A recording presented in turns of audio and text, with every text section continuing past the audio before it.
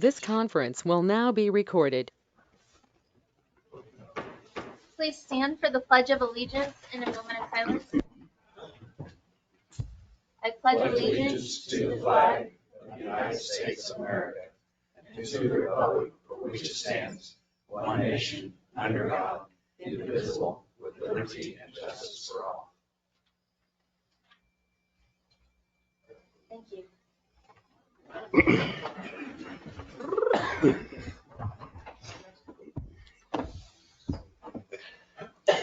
So to start our meeting off tonight, I'd like to take a moment and honor Chuck Adams for his years of service to our city. Chuck Adams has served as a member of our city council for 16 years, including many years served as president of the council. He served as our council representative on the cemetery board, now the CPPS board. While on council, Mr. Adams also served as a representative on the MARC Total Transportation Committee since 2007 and as the Kansas co-chair since February of 2013. During his time in leadership with MARC, he supported the development of 3 metropolitan transportation plans, 8 transportation improvement programs, 16 planning work programs, and numerous special planning initiatives, all of which have impacted transportation investments in all parts of the Kansas City region. Mr. Adams has also been an active and engaged member in the Kansas League of Municipalities and policy committees. 16 years is a lot of time to dedicate to the service of our city. Please join me in wishing Mr. Adams all the best in his new season.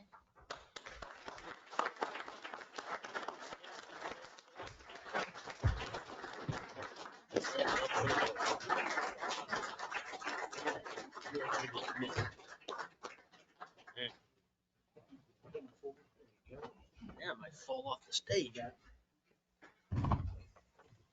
What are we doing? Okay. Fall off stage.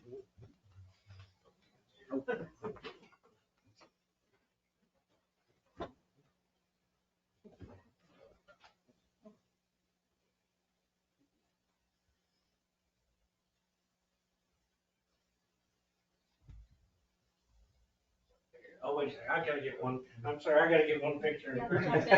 Here, I'm gonna sneak in over here. We've been here for a long time, we have this, so thank you. Thanks. Be careful, watch me. It's your chance, Mr. Adams, to speak and say. That construction fence. Okay. But I got a dog gate I'll put up there. Wow. That's all I can say. All right. I would like to start out by personally thanking Chuck, too, for all your years of service, dedication to this city, and everything else on the back end. I think you were at every cleanup day. Right. And many thankless things people probably don't realize. And don't be a stranger. Thank you again. I couldn't not say anything about Chuck. Chuck's become a close friend of mine, and his dedication to this city has just been outstanding and phenomenal. He's going to be missed. There's a lot of wisdom that's going to be leaving this bench up here, and he's advised me on a lot of things. He's calmed me down on a lot of things. He's always got a pretty even disposition and personality. And Chuck, my friend, good luck. I just want to echo what's been said, Chuck. I know I don't know you as well as some of the others do, but I've worked with you several different times on the volunteer, on the cleanup, and I just really appreciate everything that you've done for our city. I know you had our city in your heart, you know, and try to do the best thing for everybody involved. So I really appreciate that, and good luck, sir, in your future. I worked with Chuck for many years, and you know, there were times we didn't see eye to eye, but we both kept our eyes on the prize. What was best for the city, what we thought, what our constituents would think. We worked through some pretty rough times there in the early 2000s, but we made it through, and Chuck did a fine job, and you're going to be missed, dude. You know. Chuck, is there anything you want to say? See ya. You always have words of wisdom. And don't offer me the microphone. We've lived in Edwardsville just 2 months short of 21 years. And serving on the board for a little over 16 years has been a great honor and a pleasure. And there's been so many great things that have happened in the city over the last 16 years. A lot to be proud of. There's some things I wish we would have accomplished that we didn't get accomplished. But Evie, I'm really glad you're on board with us in Edwardsville, that you're working with the roads. And Chief Whittam, great respect for you and your department, that you have turned from a little bit of a ramshackle into a very well organized professional organization. Thank you. Chief Mathies, you are one of the first people we hired. And I was on that search committee, and I knew we'd made the right decision.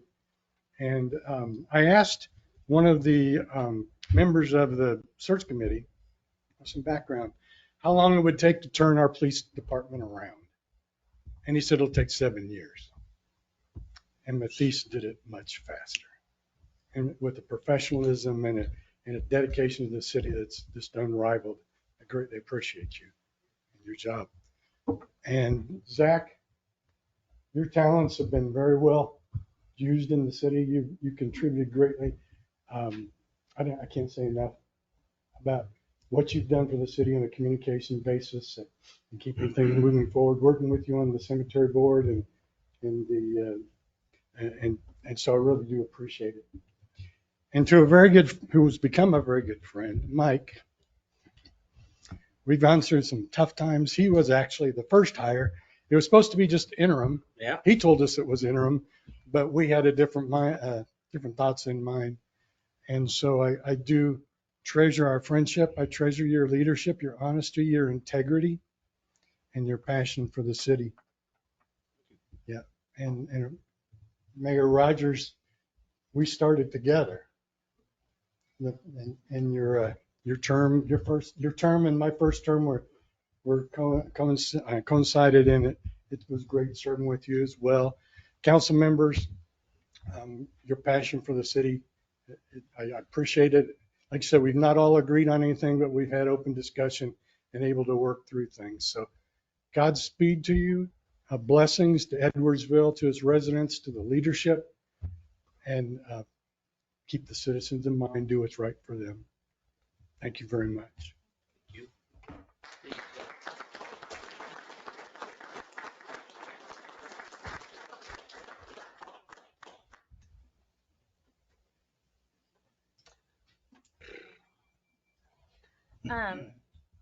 We'll if there's nothing to adjust on this evening's agenda, we'll go ahead and start with agenda item number 1, requests or comments from the public. If anyone from the public would like to speak, they'll have 3 minutes. Please remember to state your name and address at the beginning of your time. When you have 30 seconds left, I'll give you a quick clue just to let you know to go ahead and wrap up your time.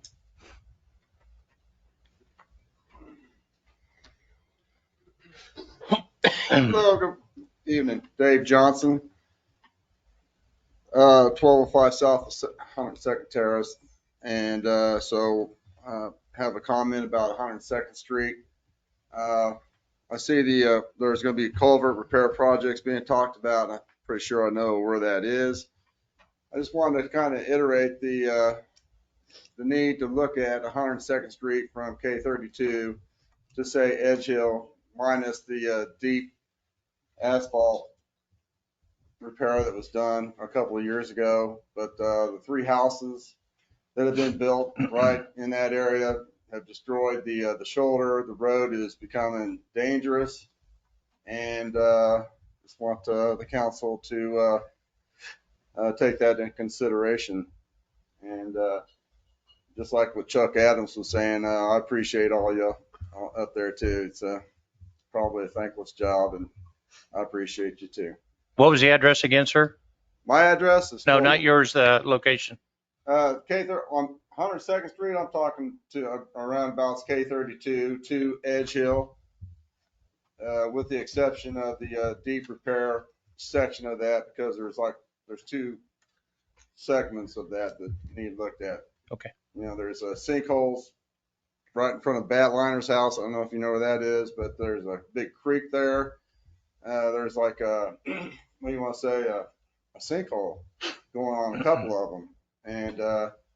And then on the other side of that deep repair where those new houses are being built, that needs attention.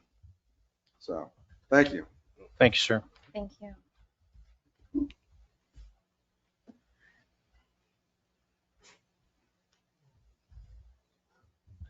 I'm coming up here on a whim. My name is Sandra Mullen. I live at 11215 Kansas Avenue. I understand there's going to be some repair on my street, but not all of my street. Due to the condition of my street, I just want to make sure that those repairs at least go to the end of my property, because I do not want it to be halfway done. I want it to look nice. So if I ever do or ever would have to sell, I don't want it to be something that's going to be a sore eye for my neighborhood. And that's all I have to say today. Thank you.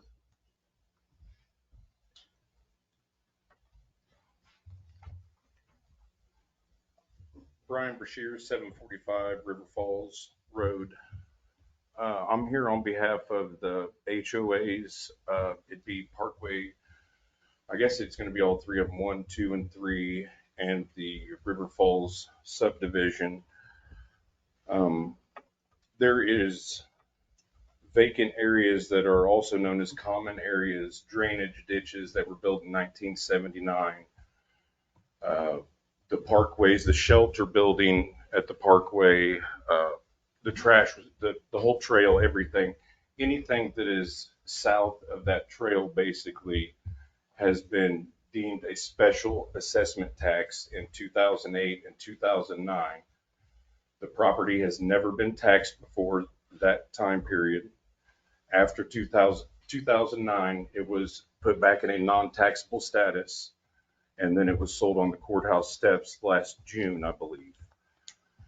I'm wanting to know, they're also doing it to the middle section of the houses in River Falls Road. Wouldn't surprise me if they're doing it to other parts of the town. I don't know who is making these special tax assessments. I'd like to know what they assessed, first off. The ground has been maintained for as long as those houses have been there, both all of the houses by the homeowners.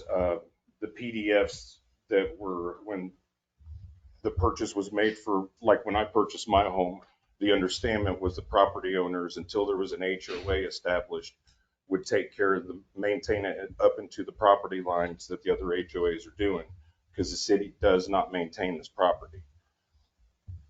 The homeowners have been doing that. Multiple mowers have been bought. I mean, years and years of maintenance. It's a very nice area compared to the areas that are not maintained by the city. These people also on River Falls Road do not know that the property lines of the property that was purchased on the courthouse steps, it's going to come into their fence line, I'd say approximately 15 feet, and the new owner of that property that's not going to have to pay taxes because it's a non-taxable area, will have the right to tell people to cut their fence, or take their fences down, unbeknownst to all these. So communication has not been key. Nobody knows anything about this. It's slimy, and I'd like to ask the city council to put a hold on this, or a stop that can be done within 365 days of a courthouse purchase, so we can investigate how this land was special tax assessed. It's already being maintained, and taxes were never due on it. So thank you for your time. Thank you for everybody for showing up.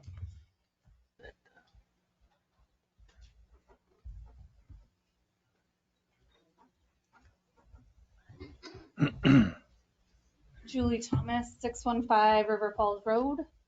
I'd like to piggyback on Brian's statements here. My home backs up to that green space area the entire time that we've owned our property. First of all, it was never stated to us in our purchase that that was not our property, that would ever be taken away from us potentially. We've maintained it for the 4.5 years that we've lived there. It's a phenomenal area to live behind. Our kids play back there. There's always activity. People walk that trail with their dogs all of the time. I don't want anything to be put back there. It takes away from my property value. We wouldn't have bought the property had there been something developed back there. I don't feel like it's the rumors that some people have heard about what's going to happen to that space is not a good fit for our neighborhood. And there are better ways, better areas for those things to be placed. So again, to put a stop to the development of this space. And yeah, thank you for your time. For sure.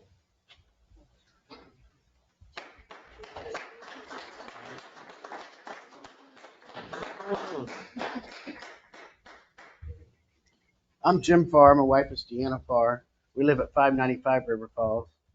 We've been maintaining the property behind our house for 18 years since we built the house. I called Mr. Cunningham, at the time a police officer, Ian. He called Mr. Cunningham first and said that he wanted to move his fence out. Mr. Cunningham told both of us, move your yards out. I don't care. The city's going to make me maintain it. Trails are never going to come through. The rumor about a Ferris wheel is going to be down on the corner. That's never going to come true. There's not going to be no pools or nothing done. At the time, everybody that was south of us is where the city took over by eminent domain and put that trail in. They weren't maintaining it back there, but all of us have been on our side.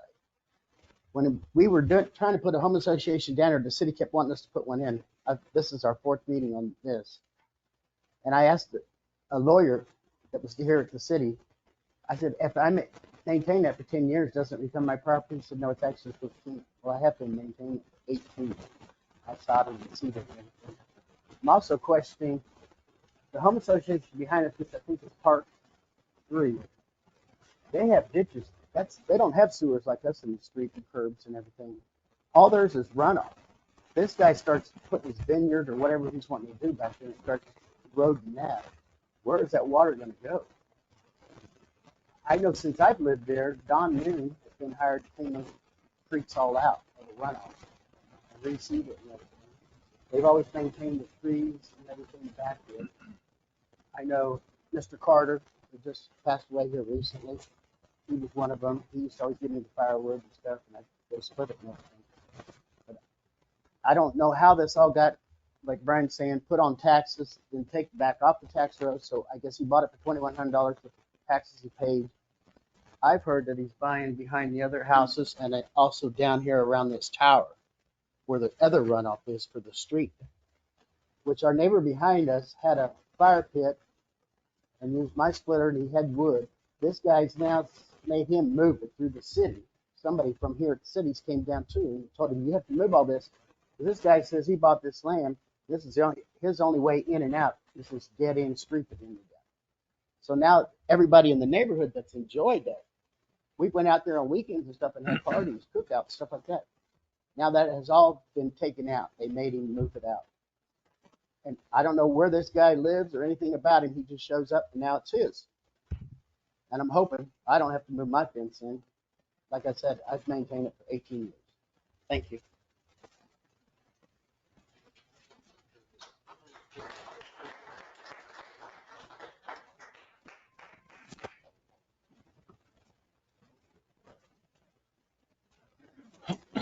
Again, Brenda Smith, 734 South 9th Street. I'm a little farther up in Edwardsville, but Brian let me know that there's something going on down his area. I back up right to the great big park. My grandkids play out there. There's swing sets out there. We maintain it. We have somebody that mows it. I pay HOA fees to have that kept up. I'm not going to do that if it's owned by somebody else. So I need to know how I'm supposed to find out who owns this property, if there is somebody that owns this property. I'd just like to know who we all need to contact and be in contact with to find out what's going on with our beautiful space that we don't want destroyed. I am one of those houses that we don't have curbs.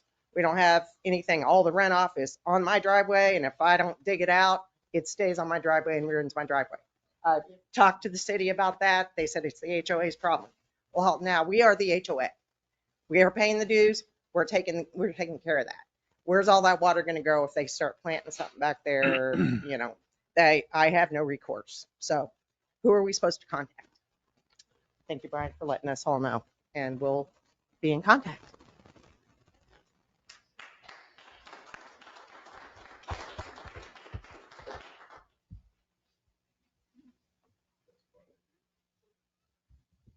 My name is Taylor Schartz. I'm at 815 River Falls Road. Lived there for a couple years. We were another one of those people that bought the house because we had the trade-off of we have no sidewalks and no street lights, but we at least had a green space behind our house. So for the kids that are currently there and the kids that me and my wife plan on having, we liked having that green space back there. I don't think anyone was aware that area was ever up for sale or ever could be owned by anybody.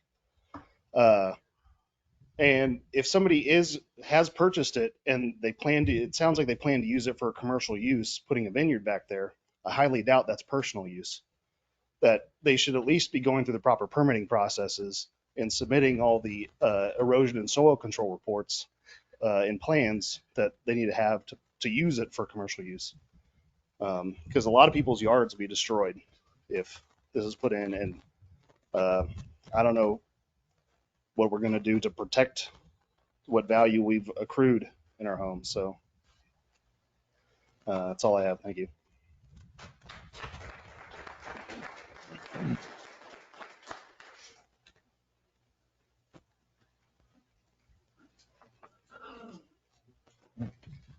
Hi, I'm Kathy Donnell. I live at 712 Trant Street, and I live in Parkway 2.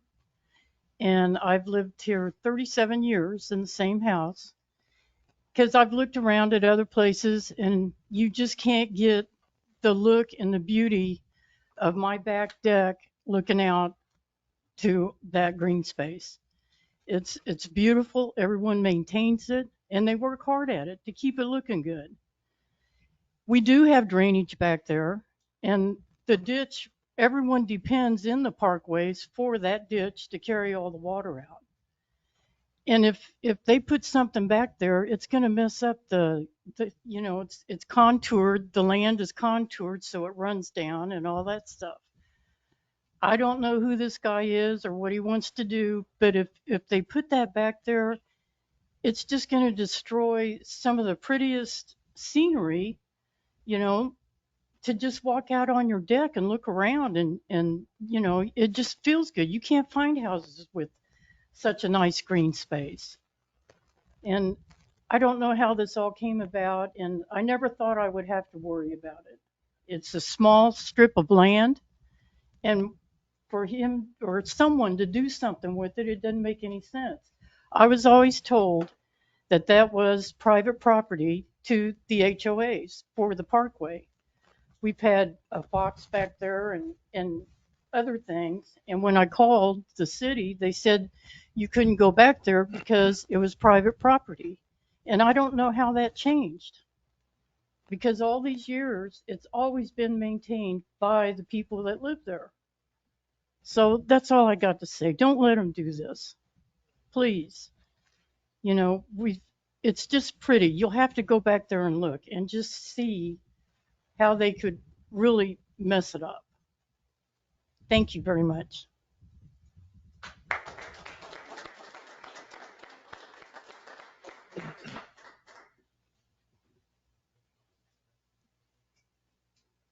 Hi, My name is Ricardo Gonzaga. I live in 715 River Post Road. And first of all, I want to thank Brian for letting us know what was going on. I want you guys to know that I stand behind him and all the neighbors of River Falls. We want to maintain the area as it is right now. Kids play back there and people walk their dogs. And it's not fair that somebody use game, buy their stuff without we even knowing, and they're gonna destroy that area. Thank you, Brian.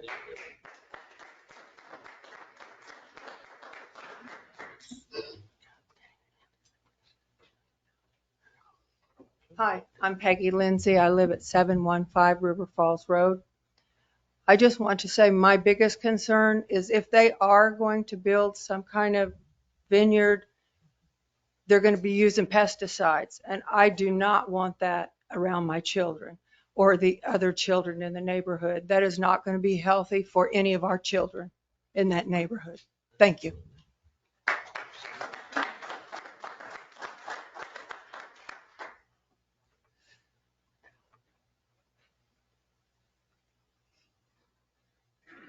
Brooke Ricketts, 10350 Richland. I guess I'm the man of the hour. I'm the guy that bought it. And I wanted to say, you guys, I should have probably had a little more attention to this, but I just started working on this about a week and a half, 2 weeks ago, 3 weeks ago. So I haven't really formulated anything, looking into all the options, trying to see what a replat would cost so I could sell pieces back to the people that have extended yards. This is a retirement project for me. I plan on retiring this year.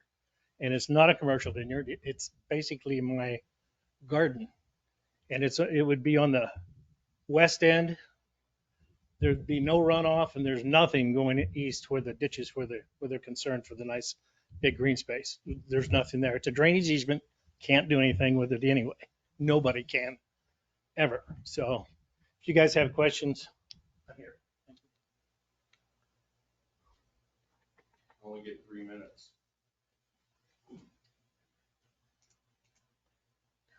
Boo. If we have no one else for public comments, then we'll go ahead and close that section.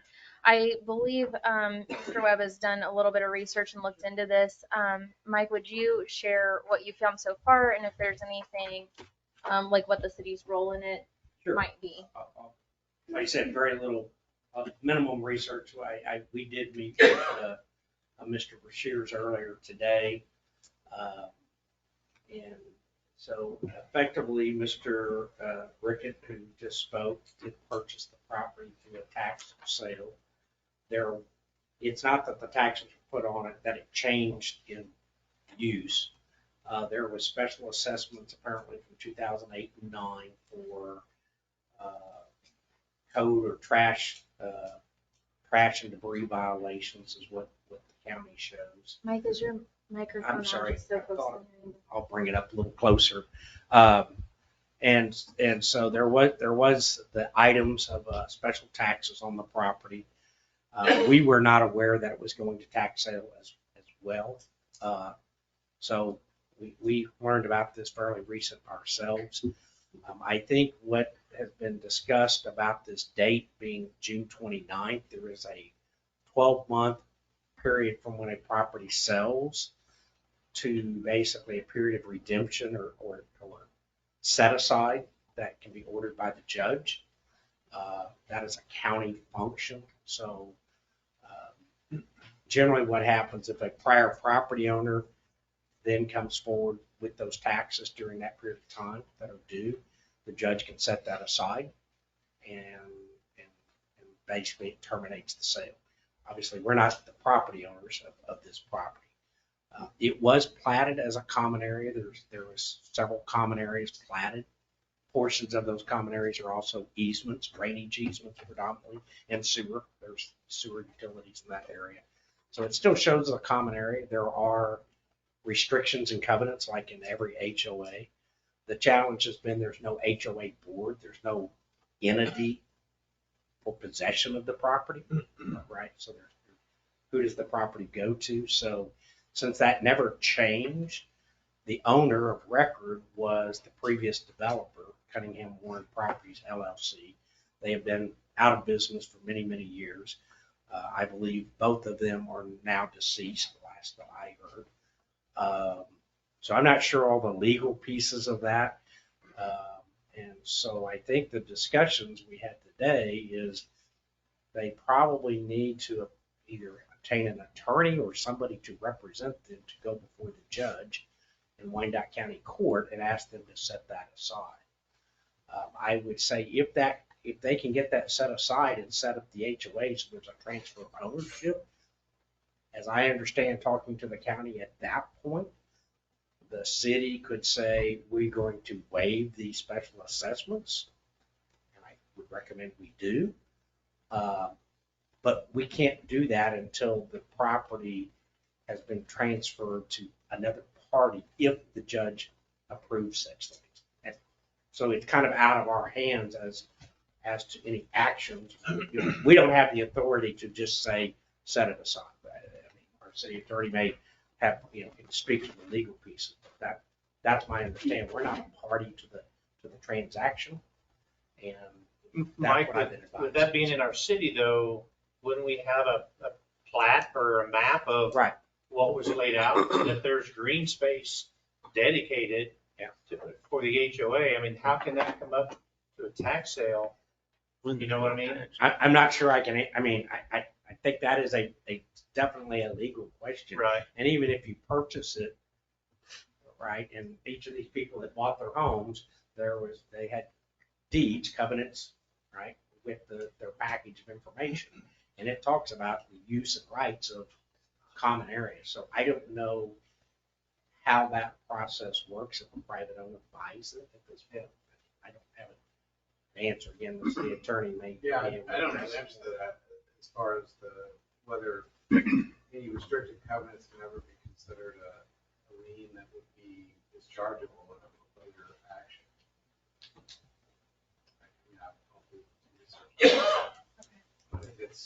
If it's considered to be an interest that the HOA potentially was served as part of that, then that could have been foreclosed upon just like any other interest. And then it would be free of lien, but it could also survive the foreclosure. I guess we could pull the journal entry of judgment on that. Today. I think Mike's been working. The question was, how long have we known about this? Like, I found out about it today. This is absolutely the first time I've heard of Okay, any of this. it's been, we learned about it probably within even the last 2 weeks ourselves, right? So it's not something we were aware of. I didn't even know until we met with Mr. Brashears that there was this redemption date of apparently the 29th coming up. So the actual purchase price, so the back taxes is $2,470 and some cents was the taxes and fees that were due on the property. So that's what relative to the county. And then the purchase price, it has to be at least that amount. So we buy it out of the tax sale, the sheriff's sale, right? You've got to pay a minimum, whatever that is, or more. So that's what I know is that they have purchased at or above that amount. But we just kind of learned about some of these issues ourselves. So wouldn't we have been served on it if there were city taxes? We didn't receive any. No. That was actually my question as well, and I asked Mike about that earlier because we had previously asked for communication from the county when properties were coming under in Edwardsville for the tax sale, and there's been, I think there's been a lot of folks that maybe don't work at the county anymore that were working there before, and there's been not a great communication line there, so we never got notice that was coming to sale. I wonder if it would be beneficial to get a list maybe of email addresses, since we're not sure very clearly what the city's role or what we even can do to be helpful in the matter. Maybe we could get a list of email addresses and follow up with folks and just kind of let them know what we were able to find out. So at least we can clarify if if we can be helpful in that way. And that way they know that we're doing what we can. And again, I think there's a little bit of legal research, but I think there's somewhat of a time frame here, as I understand it, right? June 29th, I think that it goes to the court, so Right. we need to move fairly We're quickly at to the find 12th. out what the judgments, et cetera, Right. the legal details. Again, I do know that with tax sale, we are not typically served on tax sales, right? I mean, whether it's something of this nature or private property, I mean, we tend to, I tend, or others, when you see it posted, the county post of tax sales, and it pops up, hey, we're having tax sale number, whatever. And oftentimes you go through there and just see if there are, what's on that tax sale. There's generally not very many in our community. I mean, No, generally a yeah. handful or less typically. Right. And a See, lot there of is those, tonight. and a lot of those get resolved. I'd like to have some research of the history of what's going on back down here. This is the first time I've heard of this. Right. I had a gentleman ask me if I was bringing one of the letters in tonight. And I said, I don't know what letter you're talking about. So I think we needed to be made aware of this before we got all of these people in here to talk to us about this. So Well, we learned about whether it we today. can do anything or not, at least we want to try and help our constituents as much as we can. So I don't know, Well, somehow or other, the ball's been dropped here. We got noticed. I mean, Mr. Brashear came in today, called late Friday. We met with him first thing this morning. Pissed. Excuse me? Pissed. I called pissed off. Okay. And so we met with Those him don't first help. thing this morning, and here we are. Right? Yeah, and that's one thing I do appreciate, staff taking their time to meet and hopefully help find solutions on that. And I know that you guys are working toward it and trying to help everybody out. It's just a little bit difficult when we're not even a party to it. We're just kind of just becoming aware of it. What I wouldn't suggest is if you guys have an attorney, HOA board, anyone that can represent you or talk to that judge on your behalf, I wouldn't waste any time in doing that. But I would like to get maybe a list of email addresses that the city can just follow up and let you know what we can find as far as our connection is or ability is. And I did, after reviewing Mr. Brashear's, myself, Zach, the city planner, we met this morning. And we did have this email and we did respond what we learned this afternoon. Okay. This afternoon. I mean, again, that's as to some of these dates and issues that we have. I mean, I think we are in agreement. I mean, it's platted area. It was platted as a common area. Within the common areas are easements. Easements always run with the land, right? So if there's an easement on the property, so this drainage easement is always a drainage easement, right? As to issues of what do the declarations and covenants, what are the legal rights under those, et cetera? I don't know the answer to that. I mean, we don't enforce HOA regulation. We don't have authority to enforce those kind of regulations. So there could be a covenant saying, everybody's house has to be painted white. That's a covenant and an agreement within an HOA, and we don't have the authority to enforce those. So I don't know how those interact here. And again, we forward the information that we had very briefly to the city attorney and advised the mayor, but we haven't had a chance to do anything. I mean, Is it possible, just because it's affecting so many people, Mhm. In one way or the other, depending on how you look at it, Mhm. can you guys spend a little bit of time with Sure. our attorney Yeah. and look into this a little bit more and just help advise, Mr. Brashear on what you've learned? I mean, Sure. even though it is out of our hands, but like Garrett said, none of us knew anything about this. But I think I want to make sure we help as much as we can. Sure. And just take a little bit of time to do some research. Right. And again, just help advise them on that next step for them. Right. Whether that's talking to an attorney or anything that, our attorney can find out for us. Right.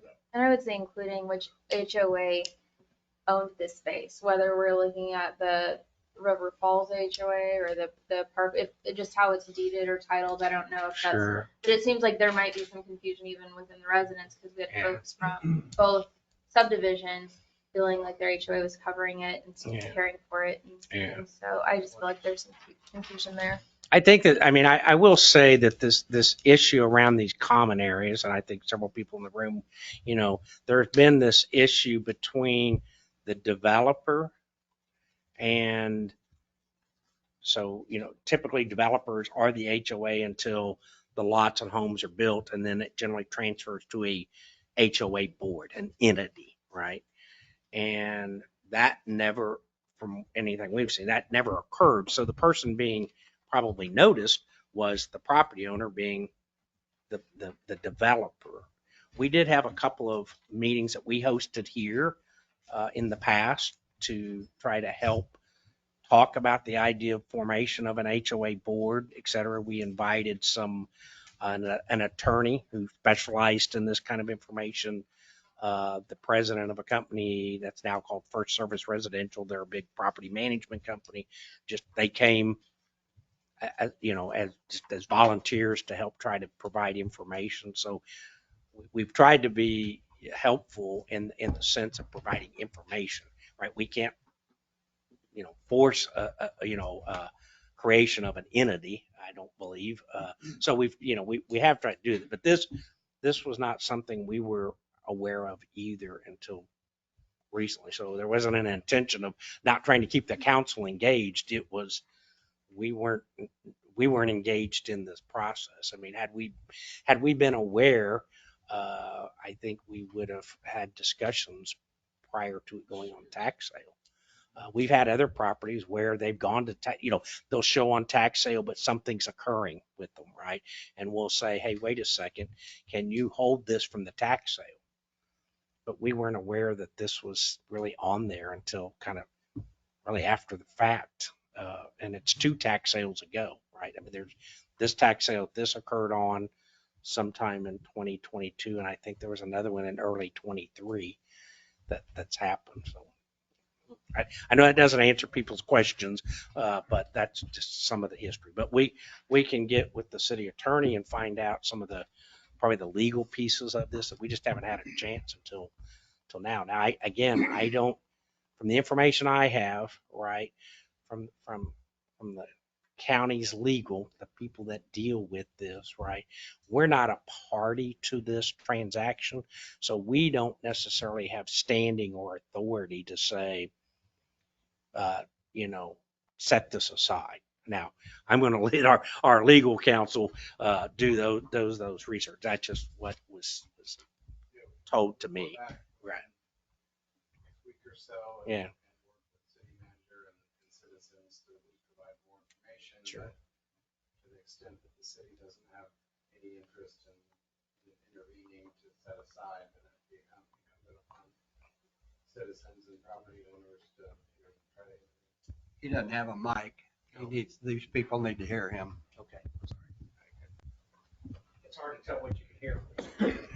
I was just saying that because the city may not have an interest in intervening in a case, that would be incumbent upon either the previous property owner or another interested party on intervening in that case, if they even have standing to do so, to set aside the sale. And so we can provide information, but obviously we can't represent, you know, citizens in that case. But we will provide more information for the council and citizens. That would be great. And I think, I can't speak for everybody, but I definitely understand the concern and the frustration where if that were my backyard and my home, I would have a lot of questions too and want to know what was going on. And so, like you guys have heard tonight, we are not fully aware of the whole situation or what we can even do to help. But if you wouldn't mind, I don't know if Zach, if you have maybe a paper and a pen where people can write down their email addresses or some way that we can follow up. That way we just have some way to let you guys know what we know, and that you guys know that we're at least following up with you and doing what we can. I'll leave a pad and paper and pen by the front desk. Perfect. And then just make sure you write where we can read it so we can follow up with you. Yeah, I don't think there's anything we can do tonight except for say, let's look into it and see if we can be helpful in any way. Like the previous or the last speaker was the owner. I didn't catch I don't think you gave us, did you give us your address, your home address? I didn't catch it. No, the owner. Mr. Ricketts. Okay.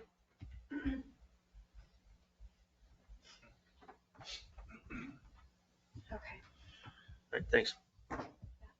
Okay, we're gonna move on to item number 2, the consent agenda items. If we don't have any questions specifically to be removed, then we'll go ahead and I'll wait for a motion to approve items A and B. I make a motion to approve the consent agenda A and B. Second. We have a motion and a second. Will the clerk please call roll? Well, since the clerk is not here. Oh, I'm sorry. No, I think he's out there, He's but getting that notepad. I don't know what we. Sorry, Zach. I just called roll for the Yeah, vote. for consent agenda. The pad, paper, or window. Front counter. Front counter, okay. Thank you all for coming, bringing that to our attention. Thank you for letting us I'd know. like to Thank you. reiterate that also. Thank you. Yeah. Damn, darn. I didn't know that happened. I didn't either. You know how to clear out a room. I don't like that. Well, if that guy's cut that grass for 15 years, 18 Yeah, years, smart. he's homesteaded it. I think. Who made the motion and second on that? I'm sorry. It was Mark and Greg.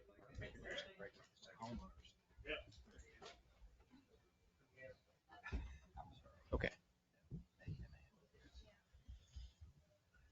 We can call roll. Bishop, Yes. Malott, Yes. Shriver, Yes. Scott. Yes. Item 3, consider authorizing mayor to execute a contract with the Unified Government of Wyandotte County, Kansas City, Kansas for wholesale wastewater treatment services. Well, I could give you probably about a 4-hour dissertation on this item, but I won't. As you know, the two cities, Edwardsville and the Unified Government, under the city side, KCK handles wastewater treatment. I would note we have Jeff Miles with us tonight, who oversees the water, what they call water pollution control for the county. I saw him here earlier, but I think he stepped out. So we initially, a little over 5 years ago, entered into an agreement for wholesale wastewater treatment services. So before that time, we kind of had a bit of a hodgepodge of agreements about how wastewater would be treated, who was responsible for the lines in Edwardsville and the lift stations, and who maintained them, et cetera, and so forth. So about 6 years ago, it was decided by the council that we would basically be the responsible party for the sewer system within the city limits of Edwardsville. But as you know, we do not have a wastewater treatment plant, and those are very challenging and difficult to go through the permitting process and cost, et cetera, especially for the flows that we have. So we met with the people at the UG at that time and created a wholesale wastewater treatment contract. The contract you have before you tonight is effective. I'm sorry, Mike. I'm sorry. Could they, yeah, I'm having sorry. trouble hearing you. I'll try to speak. Sorry, you're a quiet speaker. I think I'm yelling and everybody tells me I'm quiet. It's just that background. I'm sorry. Thank I'll you. speak up and I'll Thank you, speak Chief. closer to the mic. Yeah. So about 6 years ago, as I said, we entered into a contract that effectively was a 25-year contract. It had an initial term of 5 years and it had 2 10-year renewals to it. So that first 5 years has expired. And so we are now in the second 10 years. Well, when we entered that contract, we didn't have our meters in place. There wasn't really a good rate study. There wasn't a lot of information, which is why we limited it to the first 5 years. So we've gotten past the 5 years. The contract fundamentally is the same. There's no big changes. There was typos in words that why is that word in there? What does it mean? Those kind of things, but no significant items have changed.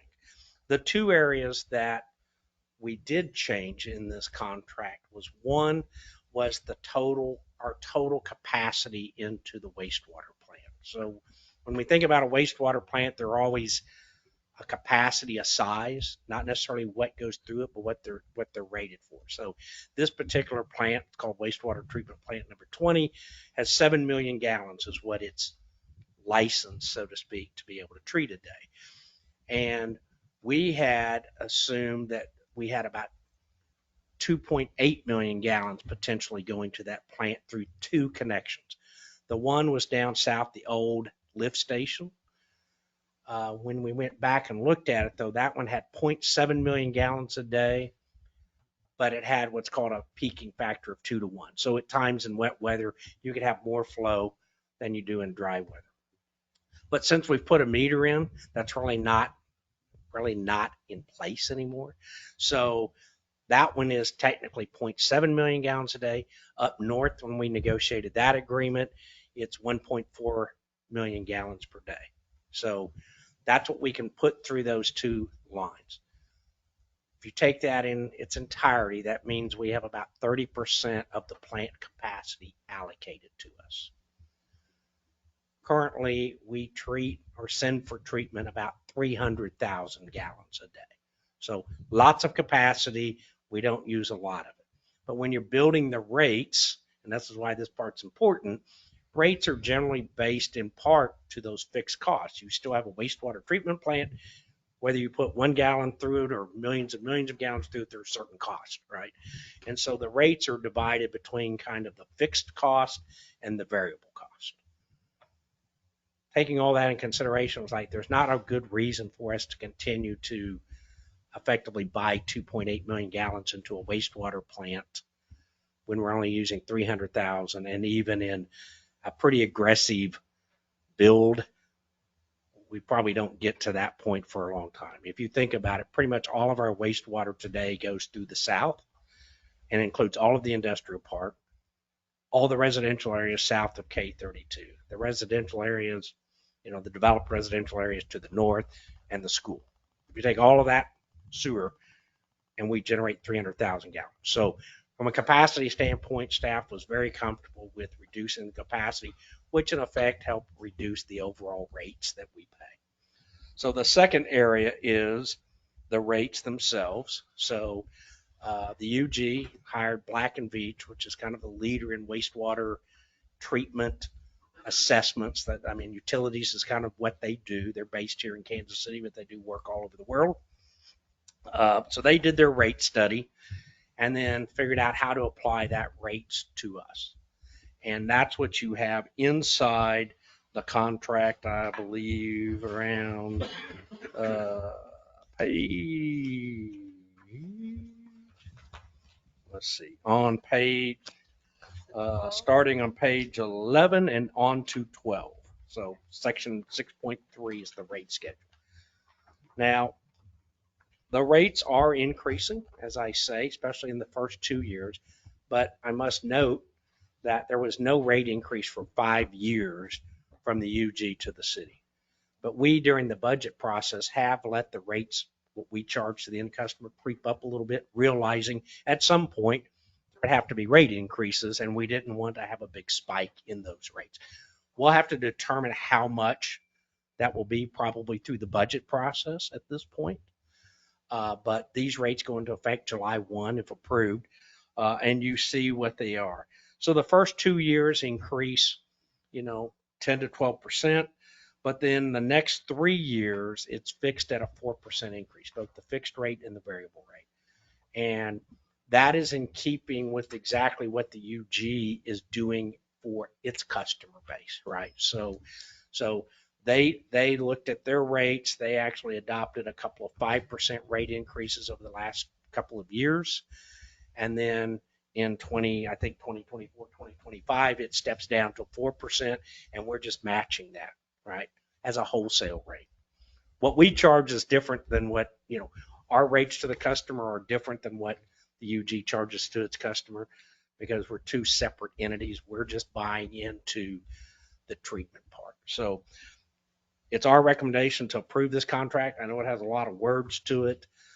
It's been reviewed a number of times. I know our current city attorney had very limited reviews, an early item on here, but it's been reviewed probably by the last 3 city attorneys at some point or another. I think we're all very comfortable. I know that the UG legal has reviewed it as well. Again, very few changes. The big changes are the capacity and the rates. We expected the rates, and then in 5 years from now, whoever's managing this process, or 4 years from now, we now have that rate study in place and we have something to work from, and that will hopefully make the process go a little bit sooner. Unfortunate for Jeff, he started in this new role right around December, which technically our contract terminated December 31st. So he's had to get up to speed pretty quick. He's done a great job of being a partner with us, certainly representing the interest of the UG, and we've represented the interest of the city, but I think the parties certainly have come to what is a very reasonable contract for wastewater treatment plant services. And that's really what we're buying, wholesale treatment. Happy to answer questions. I know Jeff is also available to answer questions if it's a technical question or a contract question from there. Mike, you might have already skipped over it. Sure. And I might have missed it, but if and when we get something rolling north. Yes, sir. Is that contract valid for that? There's Yes. not going to be any adjustments that have to be made after No. that. So if and when we start making that work up there. We basically have, and it's incorporated in this agreement, but we have a meter on the north end. So after it goes through the system, goes through our lift station, there is a meter. And basically at that meter, we have 1.4 million gallons per day. We'd have to have a whole lot of development to catch up to that. I mean, honestly. So as far as any foreseeable future development, I would say certainly over the next 5, 10, 15 years, I don't see a problem. Our biggest issue really, and I hate to say this almost, is when we built the lift station up there, we knew we were going, you don't build it for its peak, you kind of build it and then you add pumps and you add impellers and you do other things. The one thing that does limit us up there is power, as we've talked about, right? So we can't run 2 pumps concurrently. So because of that, we probably could run maybe 500,000 gallons a day through there today under the circumstances. But again, if you think about everything we have running today through our lift station on the south end, right? So that's everything out K32 and all those areas I told you about at 300,000. That's pretty small now. Industrial, our type of industrial, those they don't use a lot of sewer. They really don't. You have to build as if they're like meat packing plants for some reason, because that's a state regulation. But at the end of the day, even if the hotel, all those things would have happened up there, I mean, we might have been, 150,000, 200,000 maybe a day. I mean, they're not anywhere near at capacity. Could you tell me a little bit about the rates on, Okay. and I know that what we charge might be a little bit different Sure. but if it's a flat out pass through, it Right. looks like in the next 5 years or so, we'd be looking at about, not including the facility charges, about a 25% rate increase on the water. Is that right? That's probably, without going, I don't have the math right in front of me, but yeah, it probably averages out to about a 5% annual increase in rates. And we've generally raised our rates, not every year, because since we didn't have a contract, we didn't do it the last couple of years, but generally we've done 3 to 5%. And again, So we're probably going to be able to absorb that without a big that's our plan. I rate mean, hike to our we may have to do a little bit in that first year. And again, we have a good sewer fund balance. So that kind of goes into it, right? We built up some fund balance. So it may be, again, it's kind of a policy decision. Do we spend down some of that fund balance to hold the rates from, I mean, they're going to go up, right? Because we haven't touched, their rates to us haven't changed in 5 years. And I think we've probably adjusted 2 or 3 out of the last 5. So yes, we should expect that there'll be a rate increase. I don't expect it to be, 25% or 20% or something of that nature. So we'll look at that rate separately. Again, that fund is self-supporting, right? So there's some debt we have to pay for in there that's out there, and that fund pays for its own debt, right? So the good news is I think that debt kind of peaked and comes down, which is typical, right? When you first issue debt, it kind of peaks up and then it drops off over the years. So I think we're in pretty good shape. And then could you explain the facility charges? That says like next month our facility charge is $13,600 per month, and Right. then by 2027 it's $17,064 per month. Sure. I just wasn't quite sure what that was. So the way our charges are, so the facility charge is the fixed charge. It's really paying, roughly our rates are set up that 45% of the rate to buy into that treatment plant, 45% of it is built into the facility charge, and about 55% of it's in the volume charge. So we have a pretty reasonable idea what our volume is, because it doesn't change. It doesn't change a lot month to month. I mean, there sometimes when it's higher. And so the facility charge is fixed, right? It doesn't change. The variable charge each month, we read those meters. So we have those 2 meters. Our personnel read them. The UG, they're digital meters. The UG has the right to read them as well. We have them verified from time to time to make sure that they're still operating properly. And so that's how the variable charge gets in. One of the things I would say where we can control our cost is good maintenance of our system, right? So the worst thing in a wastewater system is have water in your wastewater system, because you're paying like stormwater, right? People always want to hook up their downspouts to the sewer system, right? That's why you're not allowed to do that. So we don't want stormwater in there. They don't want stormwater in there, right?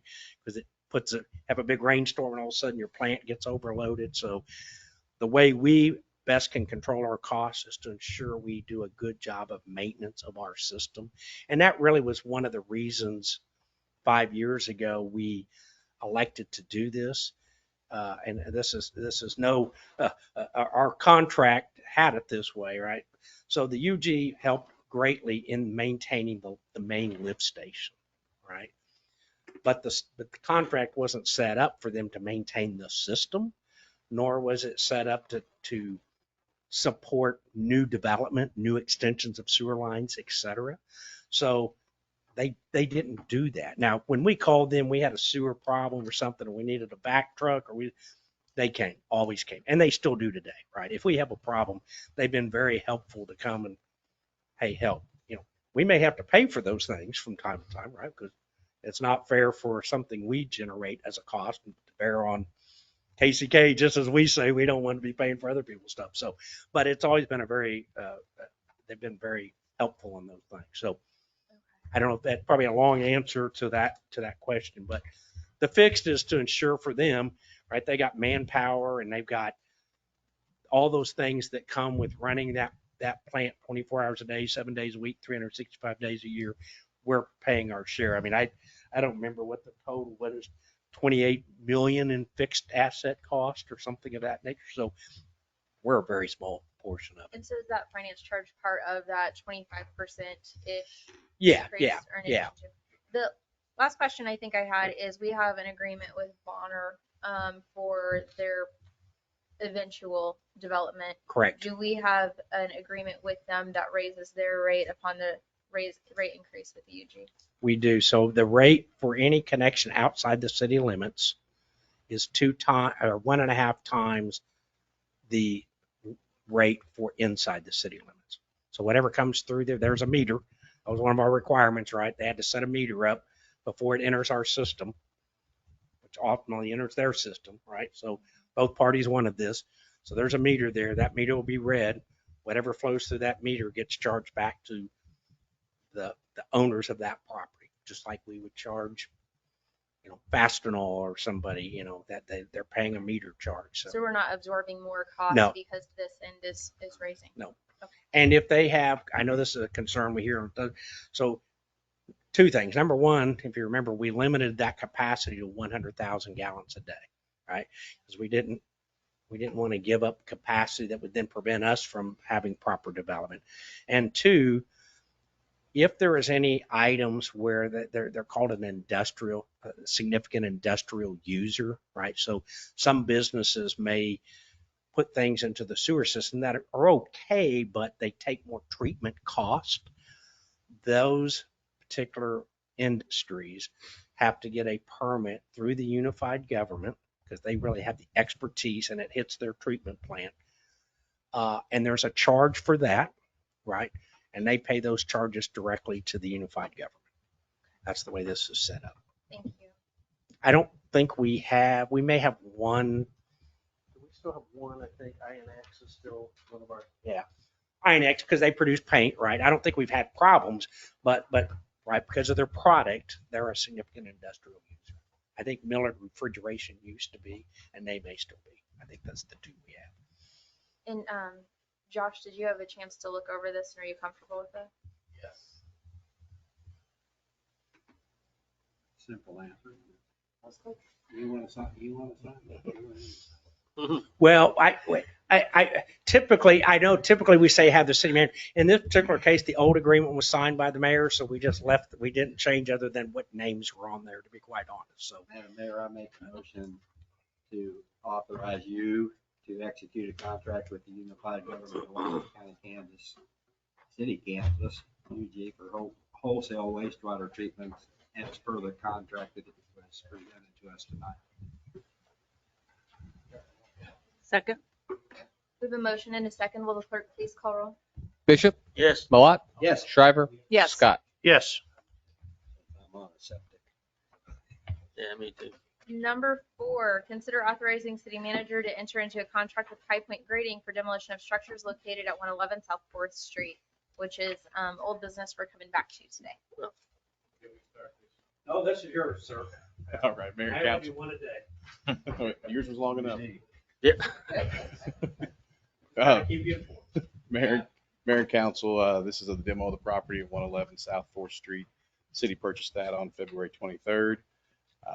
We did go out for bids on that, and we received 5 bids on that. Lowest bid was High Point Grading LLC. We did have this before you at the last meeting, but we had a little concern about what the bids came in at. We thought they may be a little bit high for the market.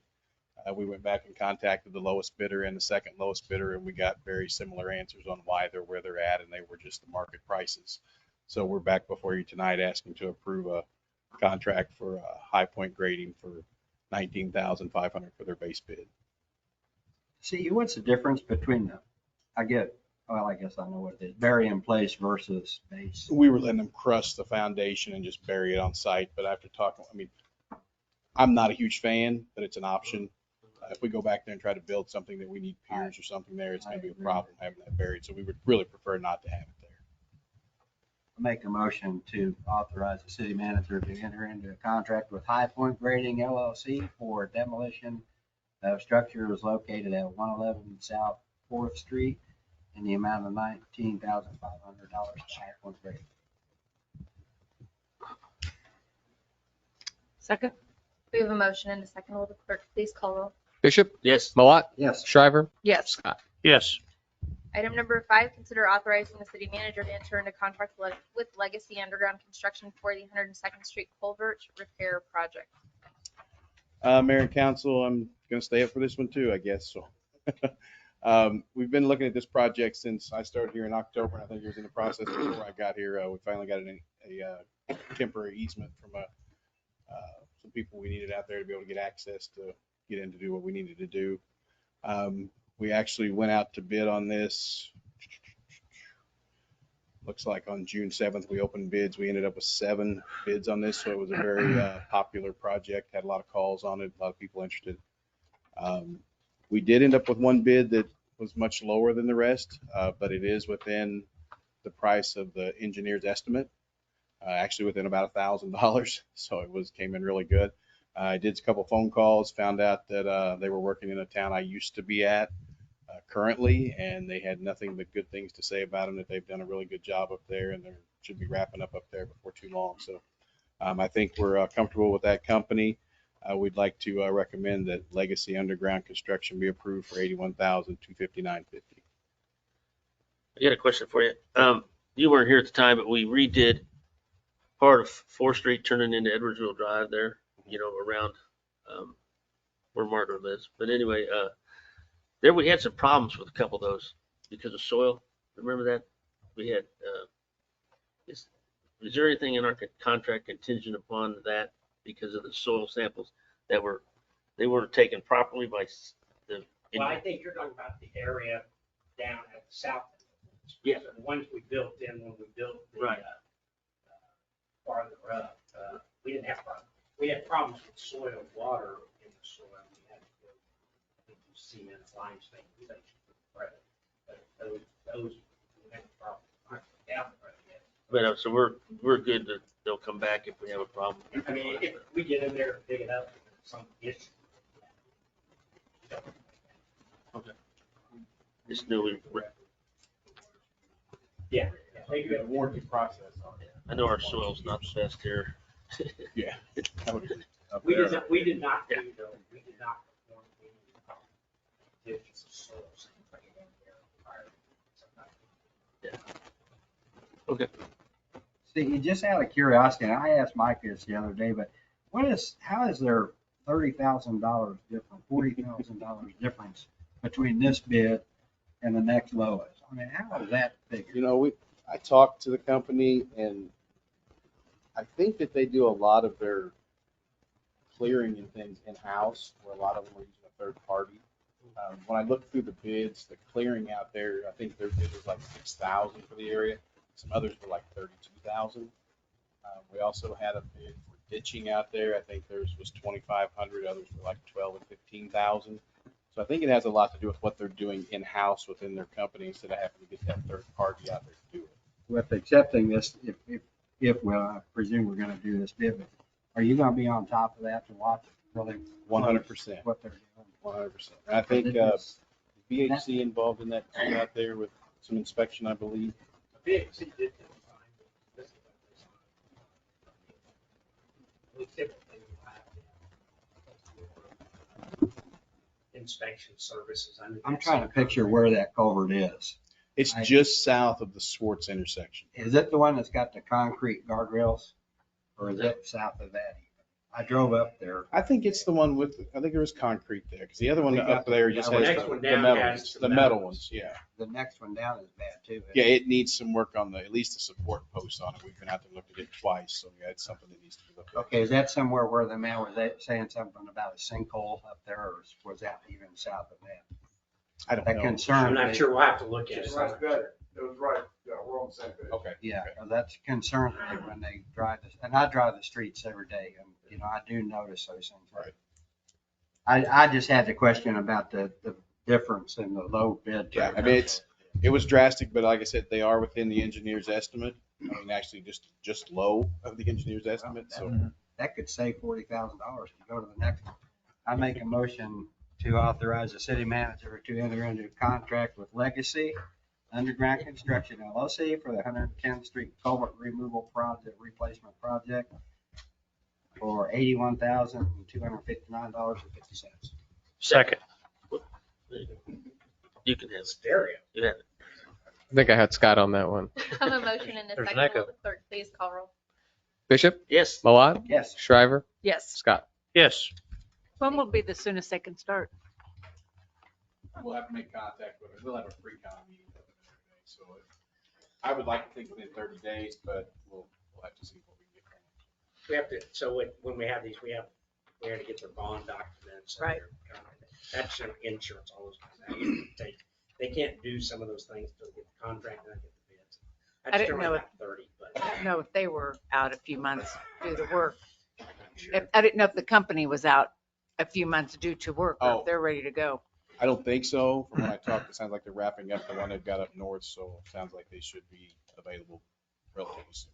I guess we'll make proper notifications on street closure too, and Our hope is that we're not gonna have, it might be a couple of days when they do the actual cut across and lay the pipe in, but we're gonna try and do something to where they have to refill it and keep it open daily.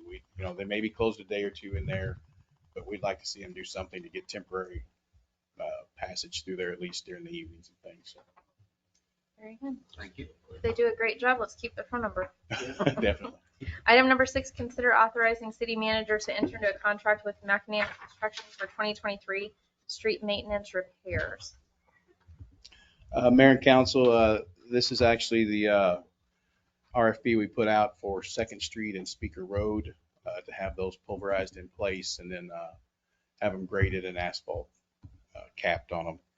Both of those streets are dead end streets. They're Speaker's a little longer, but 2nd Street's a short street. So, I mean, we got only one bid in on this, which was McEnany. Some of that may have been the turnaround. We only gave about 10 days on the bid process, but I still think we got a decent price on this. Some of his numbers may not be allocated because they are as needed as far as the fly ash and AB3. So we may end up having a savings there. At least we're hopeful. But I talked with Ben today, and he's ready to go soon if awarded. So I think our recommendation is to go with McEnany for the $101,625 or $625.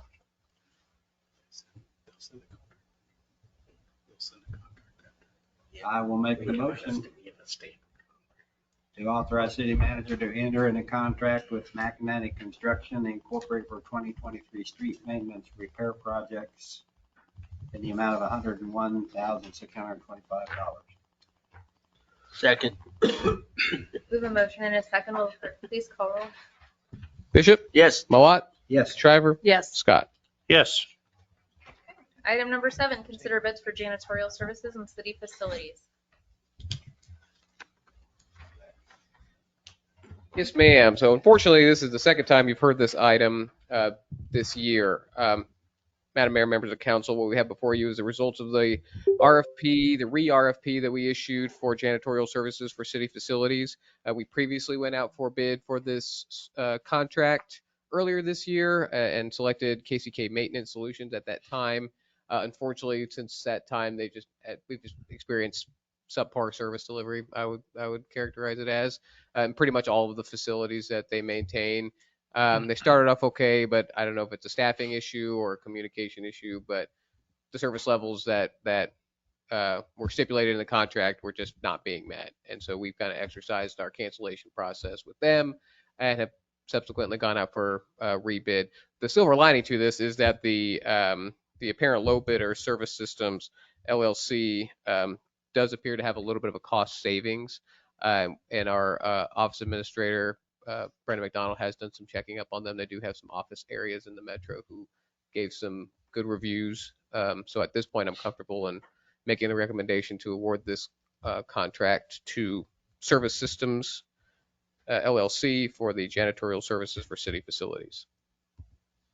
That, can I ask you, I'm sorry, Mm-hmm. when you enter into a contract,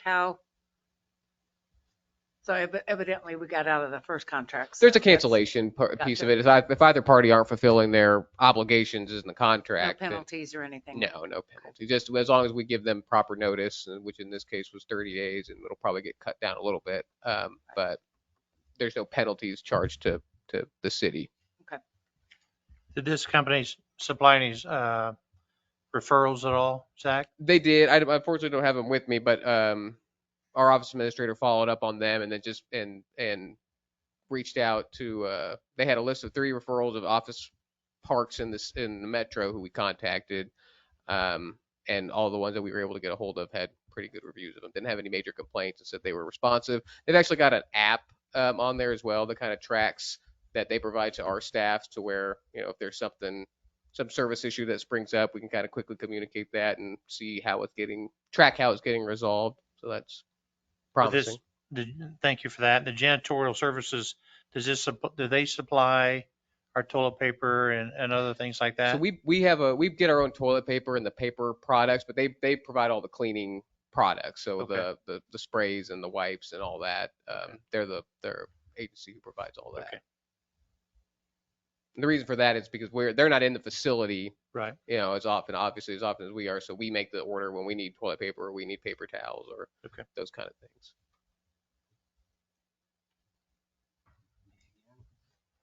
You're up.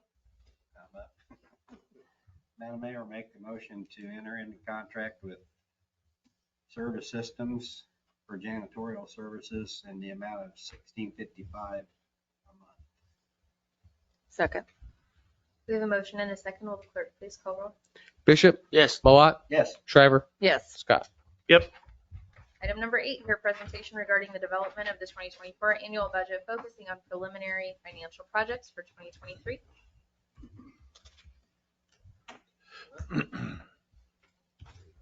Madam Mayor, members of council, so this is kind of our, obviously we look at our current budget throughout the year in our quarterly updates and then the regular updates you receive in your packets. What this is doing, what this presentation does is kind of the same format we've used for a couple of years, is forecast out for the general fund how we think that those costs, those expenditures and revenue levels are going to play out for the last 7 months of the year based on the first 5 months of data that we've got. And what that does is give us a good idea of what the fund balance amount would be in our general fund specifically as we go into actually planning for expenditures in 2024. So right now we're not looking at proposed 2024 expenditures or revenue.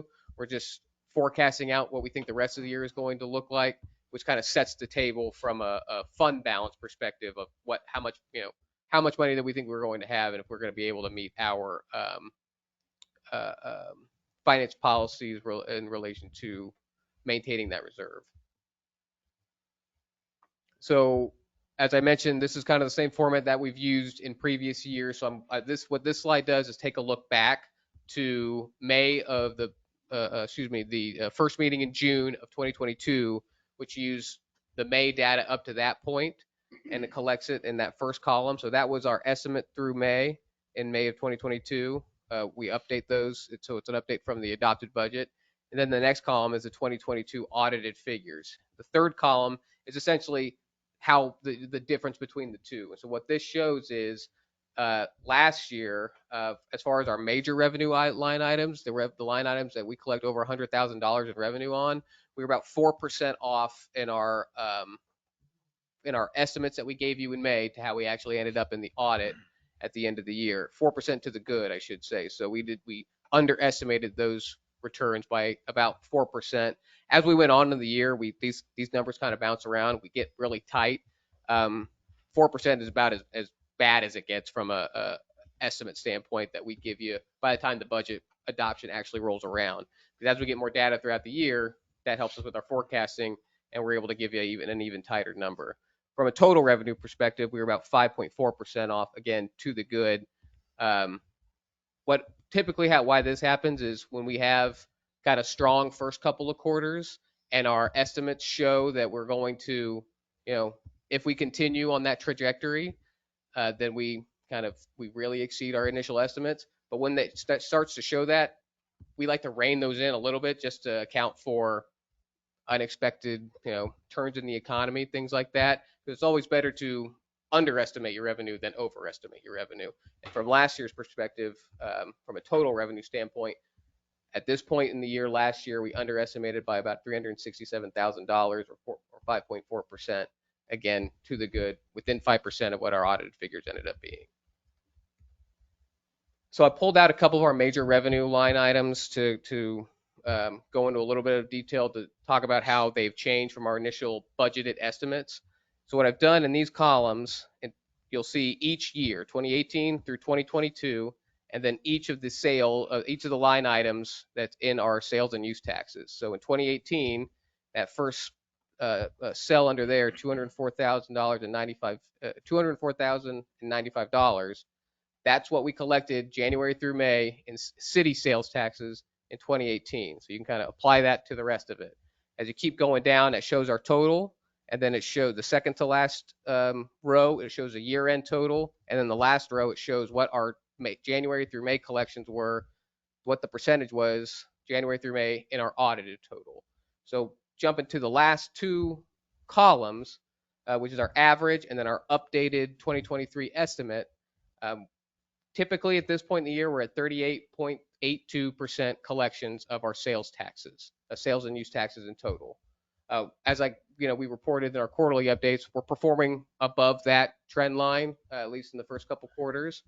So our estimate, our initial budget estimate for sales and use taxes was about 1.95 million in sales tax revenue. What we're showing right now in our estimated year-end total is 2.1. So again, having a strong first start to the year in sales and use taxes, that kind of gives us that cushion, and we think we're going there. All indication is at this point that we'll perform over budgeted estimates in our sales and use taxes. So that's good. By about $200,000 at this point, we'll think we'll overperform the estimates from the original budget. Same kind of table for our franchise fees. Initially in the budget, we had included an adopted estimate of $512,000. We had in 2022, actually, that's really was a strong year, and we're following those same trend lines that we saw in 2022. And so it's looking like at this point in the year that we will hit about $563,000 in revenue for franchise fees, an increase of about $51,000. So again, it's a good place to be at for franchise fees. Gaming forecast, that was a little bit of a smaller increase. That was the only line item last year that we overestimated, only by less than $10,000. Originally in the budget, we had put $435,000 as our estimated revenue. Right now, based on what we're seeing the first 5 months, we'll bump that up a little bit to $450,000. So not a whole lot. It's pretty stable. It's performing a little bit higher than what it has been in the past. So at this point, we're comfortable with that $450,000. Might rein it in as we get more detailed if we start to plateau or drop off a little bit. Court fines. This is, I mean, we were kind of anticipating this if you've been paying attention to the quarterly updates, because we've just been way, way above our trend lines in that respect. And the reason for that is, as I've explained, we kind of just use a rolling 5-year average for our court fines revenue, and we've had pretty high the last couple of years that have caught up to the kind of the smaller year-end totals, specifically in 2022. So that brings down your rolling average, but at this point in the year, we're well overperforming what those estimates are to about 126,000. So right now it's looking like we're going to be ending up around that 515,000. Again, these numbers are going to float around as we continue through the budget process, but in a good spot from a revenue standpoint in the court perspective. Those are really the only ones I wanted to pull out and highlight specifically. So what this table does is show all of our major revenue and then estimates out our total revenue. So if you just pay attention to the last row at the bottom, our original budgeted revenue for 2023, which was done in August of 2022, was 7.3 million. We're pretty much right at that now. So while we're overperforming in a lot of our major revenue line items, the other areas are pretty well performing, not outrageously over their trend lines.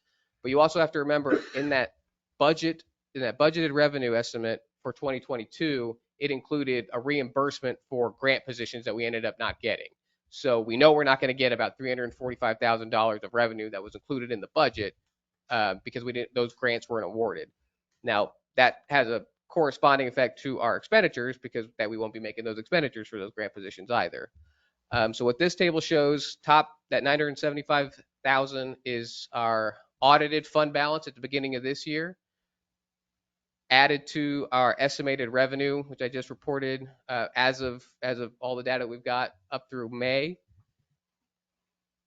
minus our budgeted general fund expenditures, less the grant positions, which ends us up with a year-end fund balance estimate at this point of 1.2 million. Or a year-to-year increase of 247,787. So that's assuming that we're within the budgeted expenditures as they're reported now. But what this essentially tells us is we've got about $247,000 of cushion if there's another unexpected facilities project like we had a couple of them last year that would help us from reducing our fund balance. So again, good position to be in, gives us a little bit of cushion in case we've got some kind of emergency or capital or some kind of project that we need to enter into. So right now, in summary, for the general fund, we're performing in line with our previous 5-year average. Our major revenue line items are actually overperforming some of those trend lines. We have to back out, obviously, the grant revenue that we won't be receiving. And then we're going to be adjusting these estimates as we continue to have these budget discussions. We're going to have budget discussions pretty much from now until budget adoption. Then they're going to update these data points. And then as we starting next 2 weeks, actually, we'll actually be getting into the meat of the 2024 budget expenditures and all of the funds. So as we get into that, the budget priorities from a staff perspective, and we've talked about this before, is we've kind of highlighted three. These are kind of the guiding posts that we're using, that we will be using in the next couple of weeks with the department heads talking about budget development. Investments in critical city infrastructure. So streets, we've talked about that. We will have the inclusion of some possible county funds for infrastructure planning. We've had some discussions around the reintroduction of the sci-fi, some pretty positive discussions. I think the actual formula is between the three cities that we've talked about is going to be pretty favorable to Edwardsville. I'm not sure exactly where it's at in finalizing that as far as what we will get, so I don't want to report on that, but it does seem like there will be some continuation of the sci-fi program that's going to help us with our infrastructure planning, primarily in streets. City facilities, so again, review the capacity that we have to make investments to make these critical improvements. So again, this has been stated before, but we're really, from a staff perspective, really thankful that the council is continuing to move forward on the facilities project. It's, I think, a significant delay in that would be a significant blow to employee morale. I think we've had a couple bites of this, and we're really excited to see these pieces come together and are moving forward. So as part of the budget process for this year specifically, that's going to, we have to focus on what our capacity is to make those investments into the city facilities that we've been talking about, public works facilities, public safety facilities, facilities in the administrative capacity and things like that. And then public spaces. We've got a couple of different opportunities for investment in public areas for residents. So we had a big group of people in here tonight really stirred up about the possibility of losing some of their trails, which I could totally understand. We've got projects right now that we've talked about that would pretty significantly expand our trail and sidewalk system from our connecting trail and connect all the way to the city park to really create a connected loop of trail systems that we could maybe even augment with some of these private HOA trails. So, I think one of the sentiments that we're taking away from the public comments tonight is that if there's public green space areas that we can invest in, then the city should be looking at ways to do that. The trail projects we've got right now is moving forward with BHC. We had a recent meeting with them about design. So we'll be having more conversations about that. We just tore down a building, or we've got approval to tear down a building on 4th Street. That is really a good opportunity for some public gathering green space area. The historic cemetery project is still kind of working its way through the negotiation pieces of it, but that's an opportunity to expand our trail system and to have a public green space out there as well.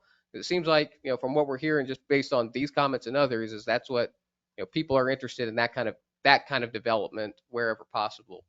So we're going to be looking at that in the budget process as well. Obviously, we need to focus on employee retention and recruitment by monitoring and making the appropriate adjustments to the city's compensation plan. If you saw in the departmental report that was provided, a specific one from the police chief noted that we've not had a application for a vacant police department position for a number of weeks. It took us 6 months to fill the position of the finance manager. And so, we're competitive, and we have to be competitive in the metro for the talent that's out there, so we get the best people out here to provide the top level service delivery that we need to be providing. So we're going to be doing a review of peer communities to make sure that we're staying competitive. We're likely never going to be at the top of that curve or leading the pack, but we need to at least be competitive and be able to attract and retain talent from that perspective.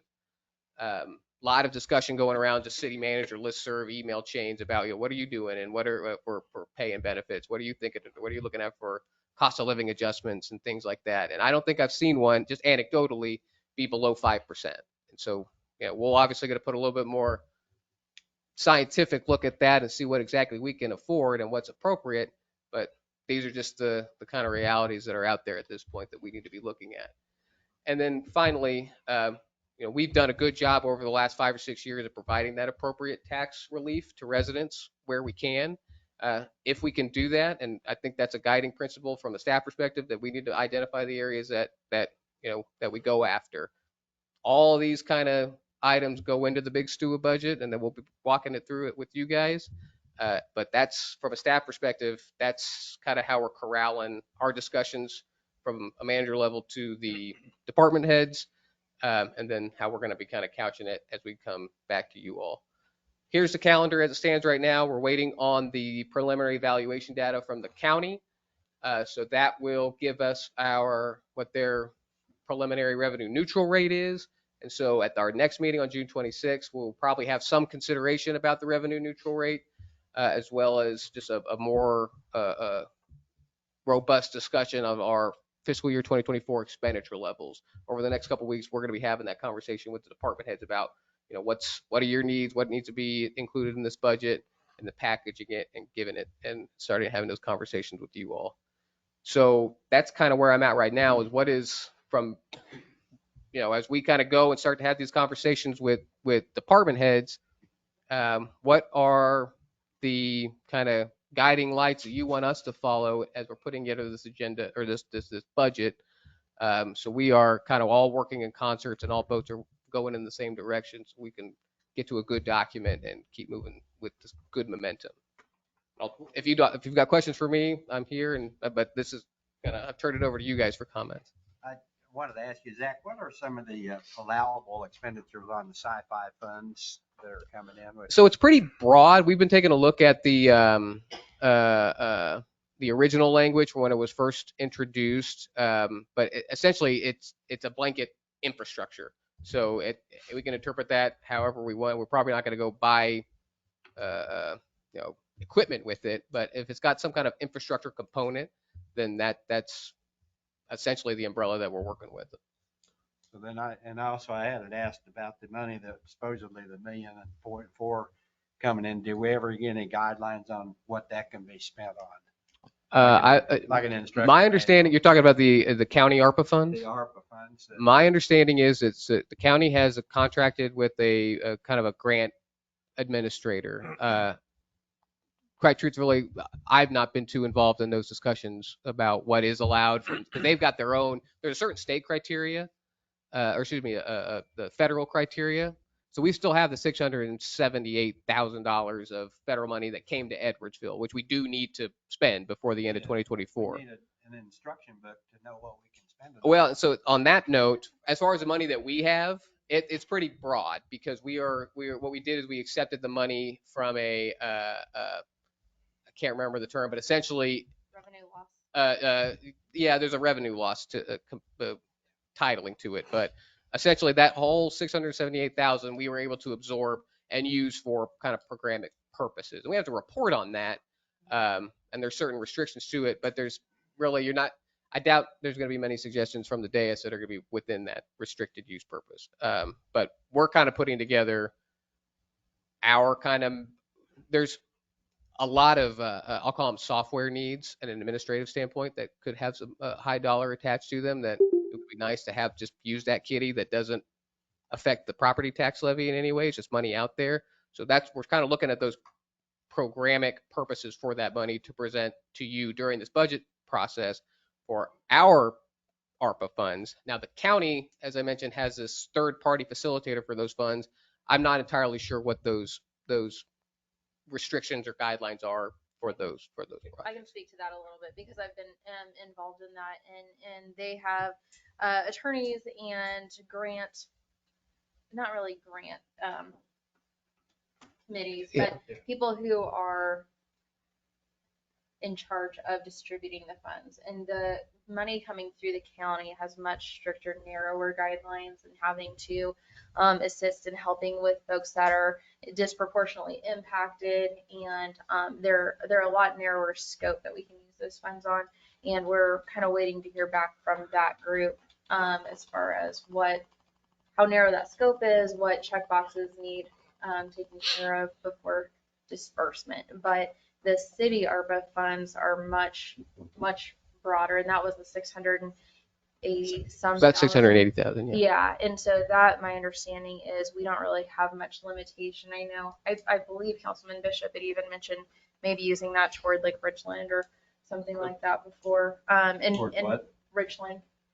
In fact, that's sci-fi was something that we had talked about potentially rolling, because we have 100,000 this year, and then next year in sci-fi, hopefully we'll be getting over 3 times that amount. And so if we're able to save the sci-fi money, roll it into next year, we might be able to get a whole lot done as far as Richland or large street projects. So thankfully, those can help offset some of our tax burden a little bit, and tackle some of the staff and city council priorities.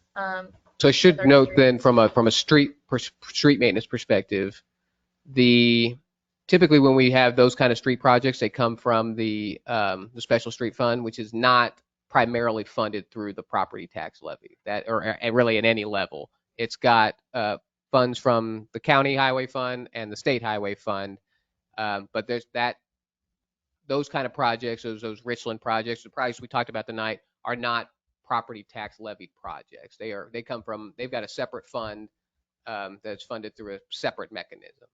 Just for some, and I mean, we'll obviously go through all this again, but just to. I would note, so when you think about grant funds, so if we talk about ARPA, whatever those are, right?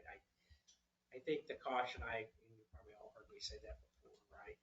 Because those are generally one-time funds, right? You're going to get them and you're going to spend them, and then that's kind of it, right? So I think it's always caution that you think about projects that are kind of one-time, single expense.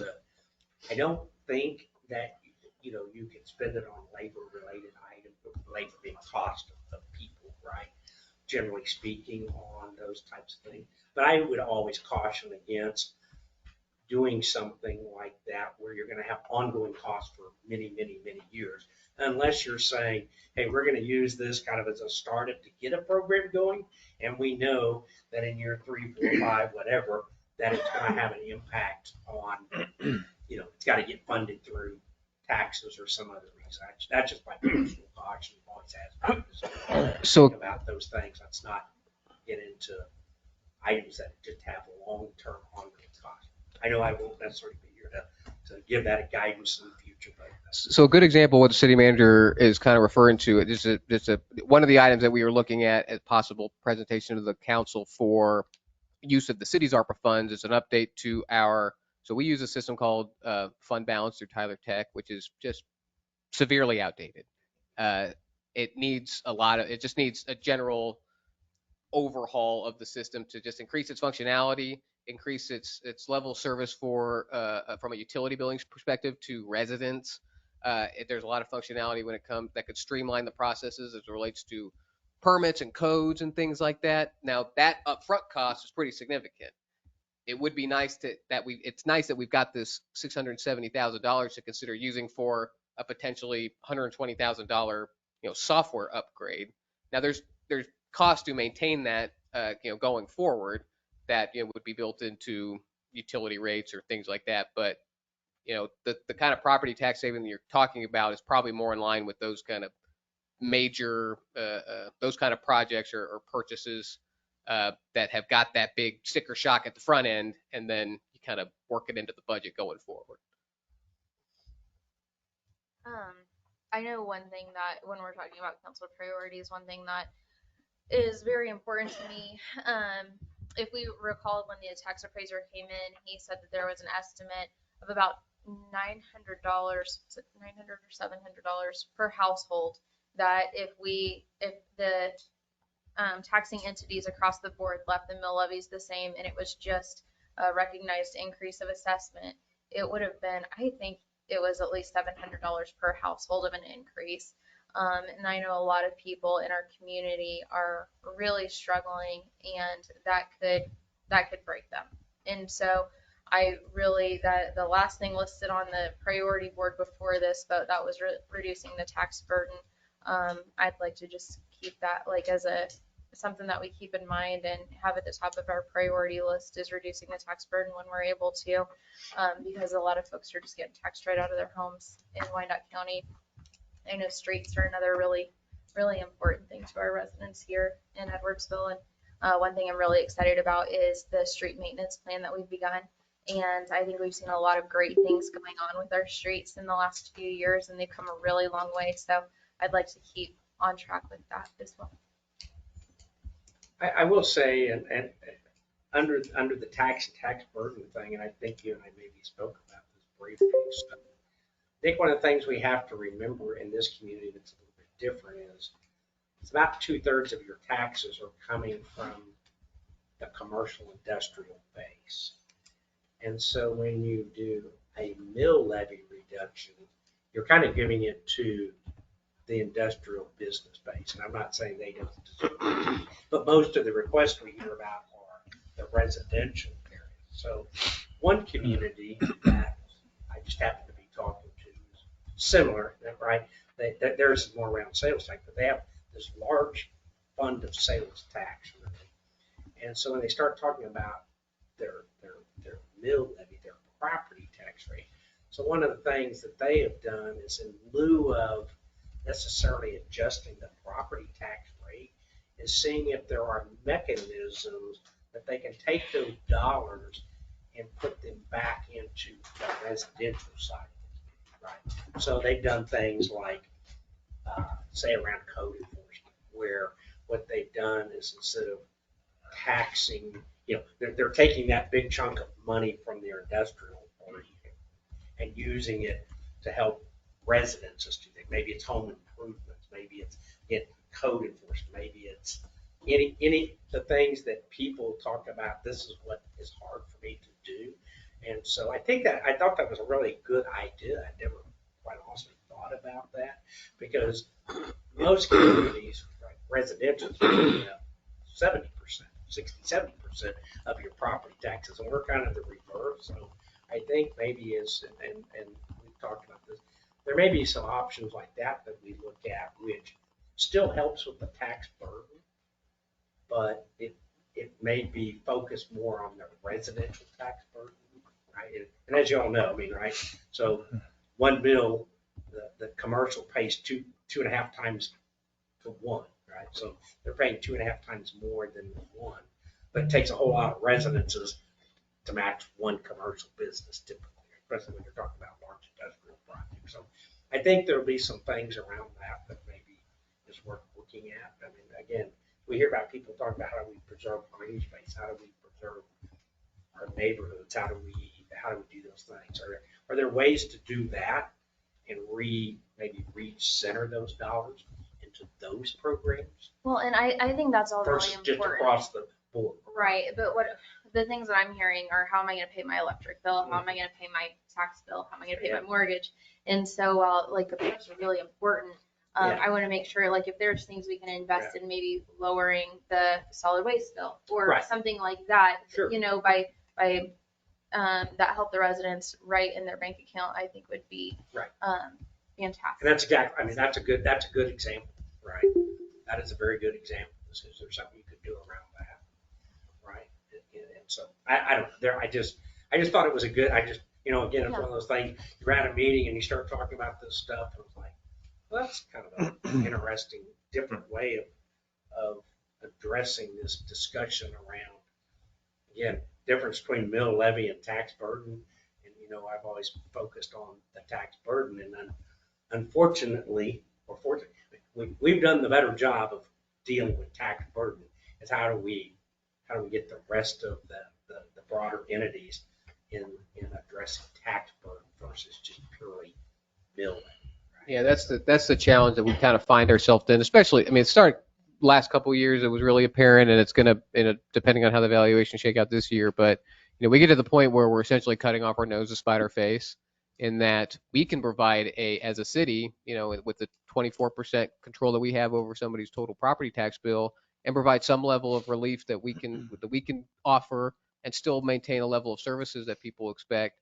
But if the rest of the taxing entities don't do that, then their property taxes from one year to the next will still go up because the valuations have gone up. And so it's kind of you're in that hamster wheel that you're never really going to get to a reduction in property taxes just based on the valuation system that we don't have any role in. So it's just, it's not different year to year, but because, just to toot our own horn, staff and elected officials, we've been doing a really good job of being consistent with that. And in as much as we can continue that, I want to be able to bird dog those areas where we can offer that relief.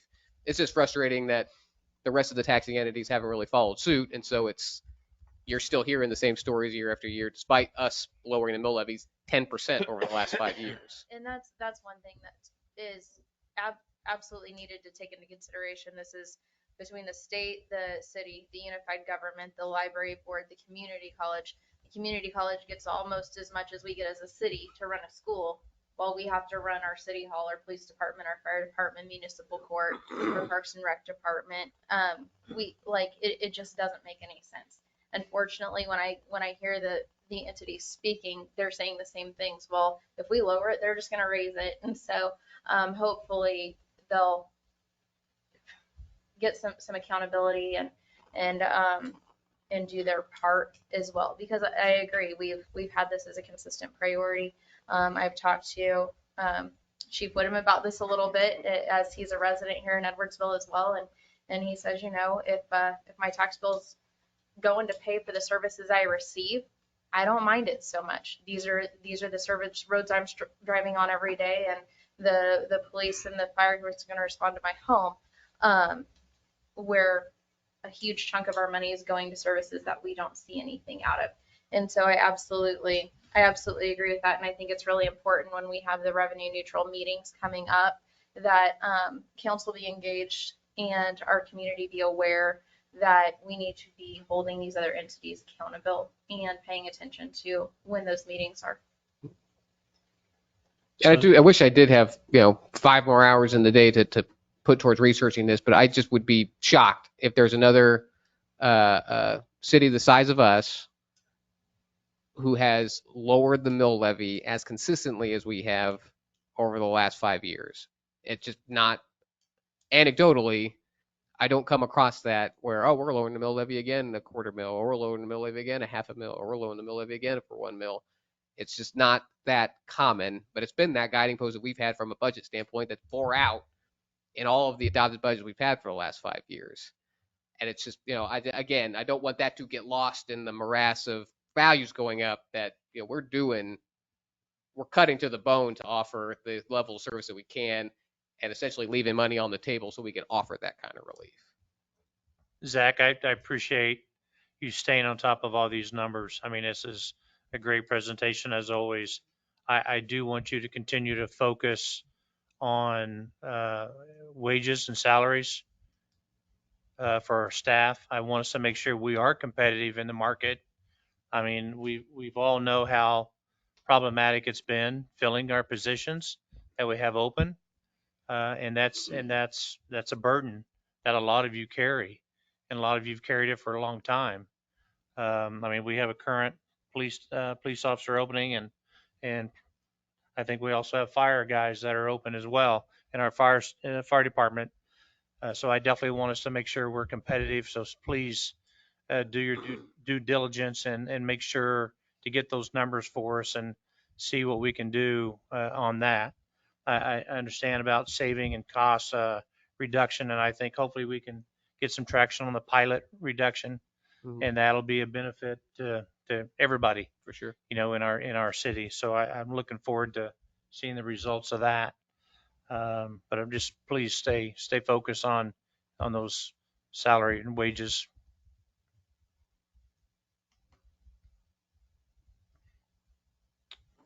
All right, any other questions for me before we wrap that up? All right. All right. Thank you very much, Zach, for putting that together for us Yes, ma'am. tonight. Item number 9, consider a motion to recess into executive session pursuant to KSA 754319B1 to discuss personal matters of non-elected personnel regarding appointment of an interim city manager. So moved, motion. How long you need? I don't know. Who goes? Who's in the meeting? I don't know. Just us, council. right? Last time we had the attorney. Yeah, we should have the attorney with us, yeah.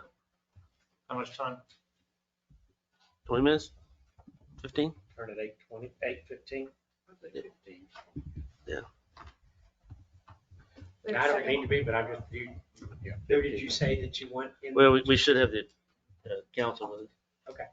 I didn't know if you needed me or not, but I'm good either way. Who, second? And did you say 15 minutes? I think. 8:15 to return at 8:15. So 20 minutes? Yeah, 20 minutes. We have a motion and a second. Will the clerk please call roll? Bishop? Yes. Malat? Yes. Shriver? Yes. Scott? Yes.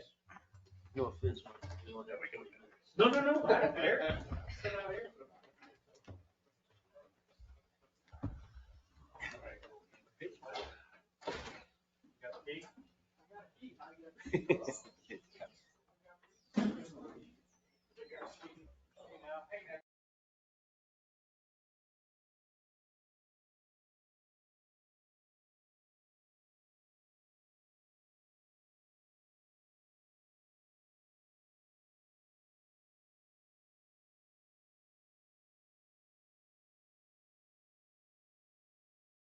This conference will now be recorded.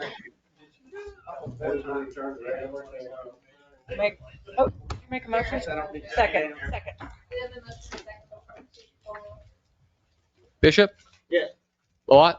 Yes. Shriver? Yes. Scott? Yes. Move to return to executive session for 15 more minutes according to Canvas. Second. Motion and a second. Will the clerk please call roll? Bishop? Yes. Malat? Yes. Shriver? Yes. Scott? Yes. I've seen you guys for years.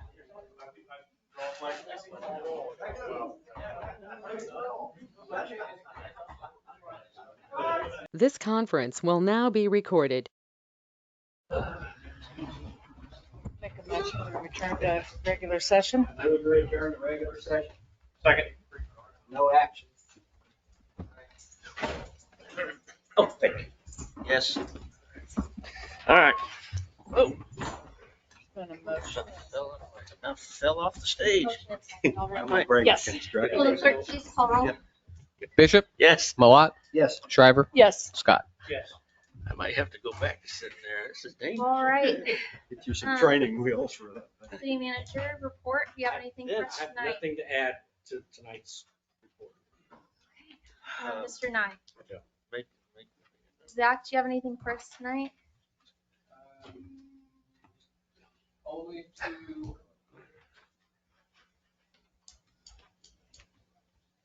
It was written before, but we did mention in the manager's report, we did have our first movie night over the summer this past Friday, which was pretty well attended. I wasn't able to attend because I was out of town, but Mike Martin was there and he said we probably had about between 70 and 100 folks at any given time. So it sounded like it was pretty well attended, and so just wanted to bring that up. People seem to like. That's the second year we've done that, so people seem to like that. So next one will be second Friday in July, followed by the last one, the second Friday in August. But that's all I've got. Thank you, Zach. Chief Matthews? I don't think anything to add. Thank you. Chief Whittem? Yes, ma'am. Week and a half ago, we had the Kansas Department of Emergency Management come out to close out a grant for storm damage in 2018. We had worked on some culvert problems. We had it 94th Betts Creek and up off of Steel Road. So that was just the end of their whole process. It was even declared disaster reimbursement on it. So they were validating we did the work. Weren't holding money in the bank accounts past that. And then last week, we also had our annual Board of EMS inspection for the EMS services. That's it. Still in business for another year. Thank you. CE? Okay. Councilman Scott? Wow. First, thank you.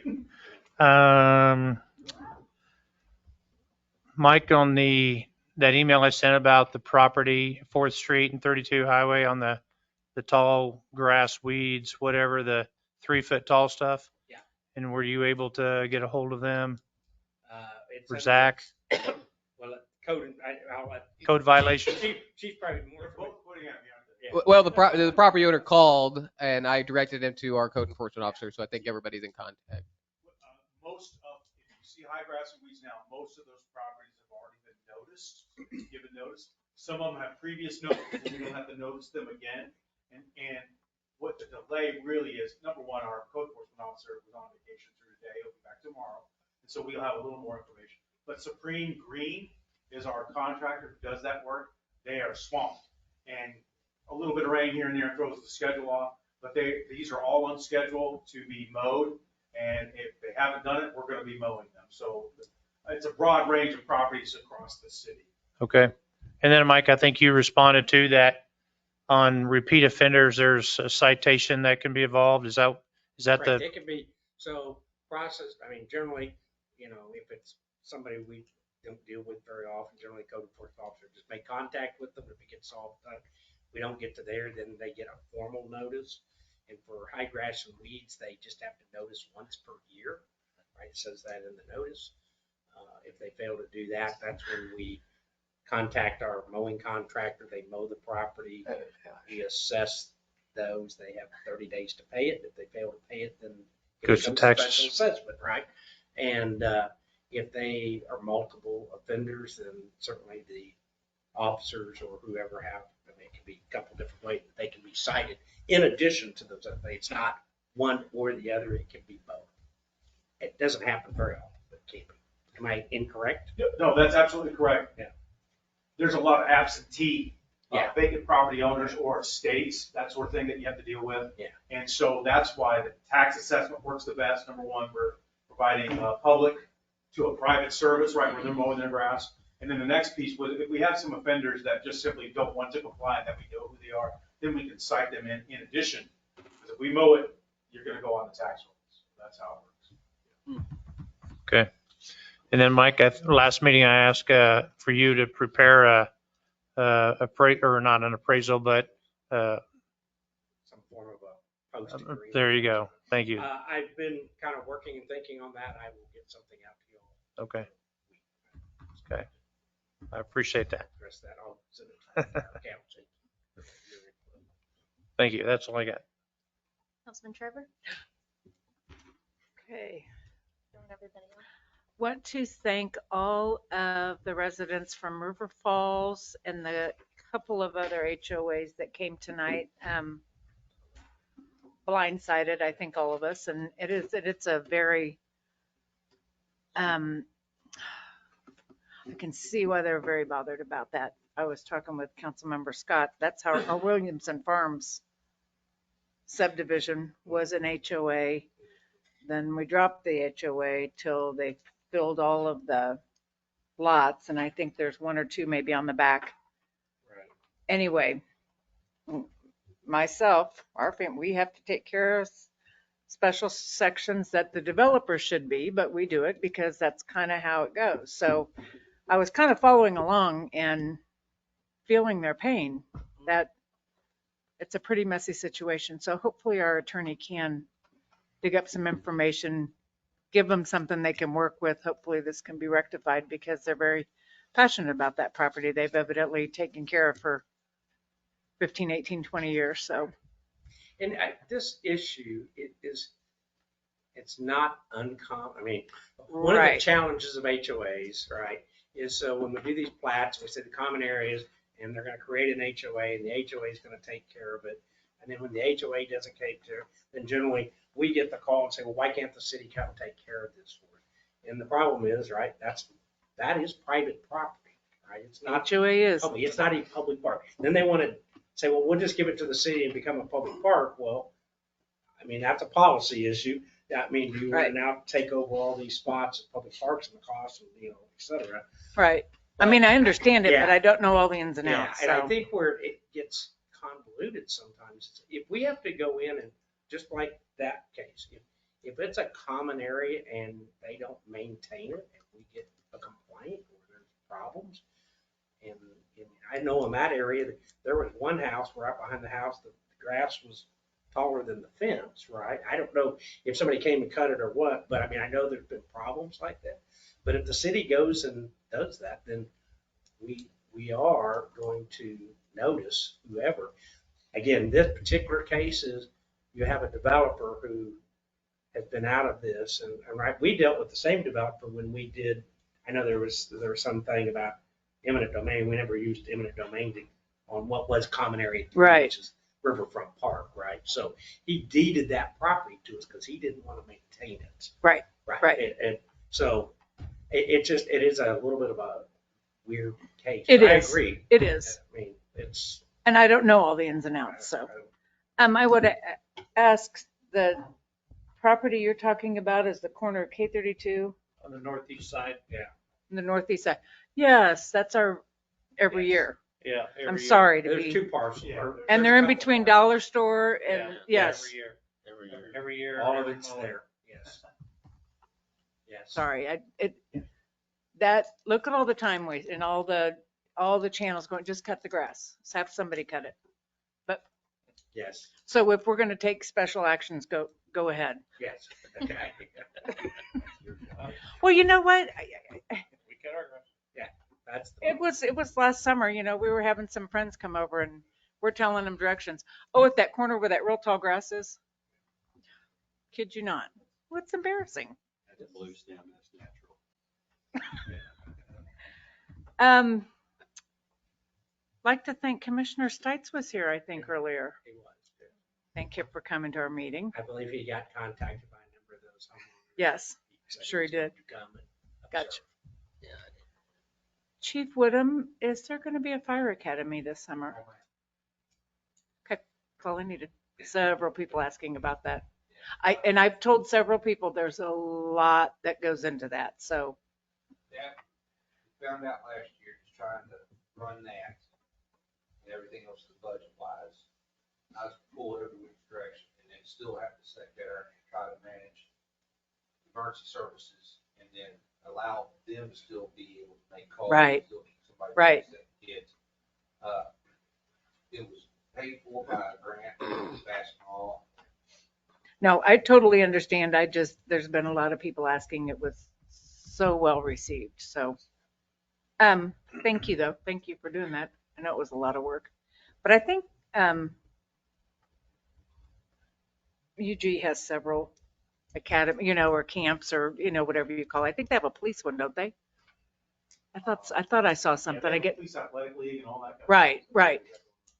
But anyway, Zach, thank you again for the budget. The quarterly, this was, the budget presentations are always so very helpful. Thank you. I know it takes a lot of time putting those together. That's all I have. Thank you. Councilman Nola? Broken record here. Quiet zone.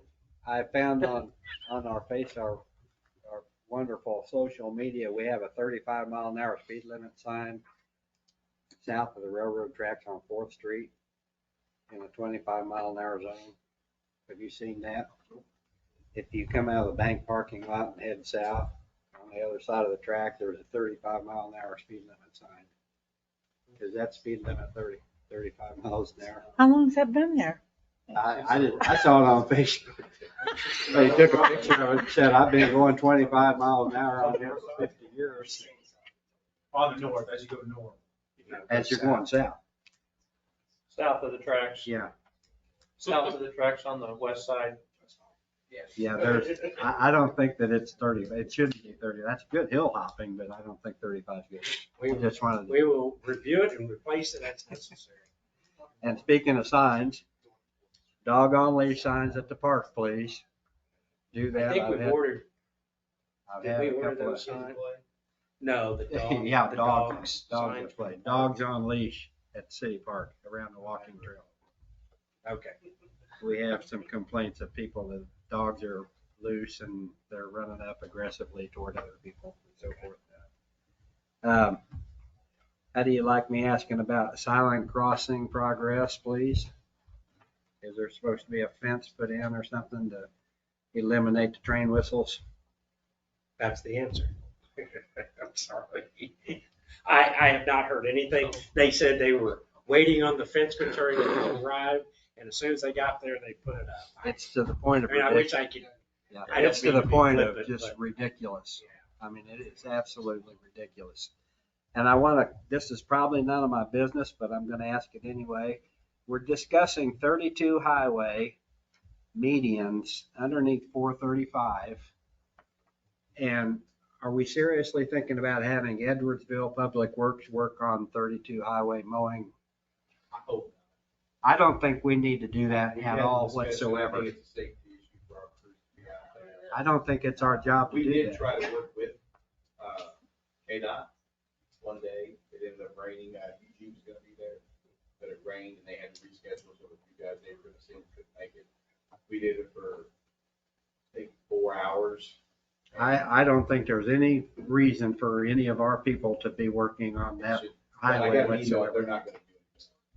I know we aren't, but KDOT said that they didn't see it when we're trying to do so. We did, I will just say, so we did set that up, right, in the spirit of cooperation with the entities to see what we could get accomplished out there. It doesn't sound like much. I mean, I think they did what they could with what they had. We did talk to the state about their mowing of the right-of-way, K-32 right-of-way. I think they're doing it with their internal crews. They hope to, they can get 2 passes a year, right? They do one that just, as they say, one was just along the curb line, and a second one they try to get right-of-way to right-of-way, though most K-32 that can't get very far anyways. Well, I noticed they did do a blade width Right. on, Right. which is an improvement on Yeah. from 102nd Street on into 4th Street. And we did talk to them about, if this, because we had the discussion here, right? If the city wanted to not take it over, right? We're not taking, No. but if we wanted to add a mow or do additional mows out there, could we do it and didn't need any permit? And they were, well, if you're on the shoulders, we're okay, but we don't want you anywhere in the middle, those middle medians. And so I don't think we need to be anywhere on the highway with our equipment. No. That's my opinion, Yeah, my that's a- personal opinion. I hope the council agrees with me. I mean, it's a high, I mean, it is, right? You're taking It's your life, 55, you're but taking they're your life in driving your 65, hands right? if you're anywhere near that highway. We don't really have the My proper opinion, safety. just don't do that whatsoever. Anyways. And thank you for that, and that's all I have. Councilman Bishop? Yeah, I've had way too much interaction with the fire and police department the last couple of months, and especially in the last week. I'm not a criminal. It's not me. But I do Just what houses criminals. it's, yeah. Good God. But every time I interact with the officers or the firemen, always very professional. I don't have any complaints about them at all. I mean, now the other entity on the other hand, but yeah, every time I interact with you guys, it's all very professional. Firemen are very professional. My wife even said that the other day when they came up. Firemen were acted very professional, and with these, you guys have acted the same way. I just want to thank you for helping us out in those 2 situations, and I want to thank Public Works for putting the signs back up on my road that were taken down by somebody. I don't know, but other than that, I ain't got nothing. Thanks. I was able to make it to the outdoor movie last weekend, and it was probably the best attended outdoor movie we had been to yet. It was quite the crowd, and so a lot of families there. They had a great time. So thanks to everyone that collaborated and made that happen. I was going to mention collaborating with KDOT. I wish that went a little bit better, because one way or another, we need to get those medians under control. They're embarrassing to our city. I just wanted to, none of the residents are still here, but let's just, except for we do have one in the back still, and actually we do have a few still here now that I'm looking out, but the public commenters mostly are gone. I wanted to make sure we're following up with everybody on that, just to let them know. I know that we're not a party of it, but it's a resident concern and it's in our city. So if we're able to help in just giving information that we have, then that's great. I know we need to be kind of neutral in it and make sure kind of we're staying in our lane. But if we can be helpful in just coordinating communication, maybe that would be great. Other than that, have a great night. So I think what I would do. I knew that. Oh, man. Go Royals. Send you. I think they need to send, how many are on a baseball team? 25. They need to send 20 of them home.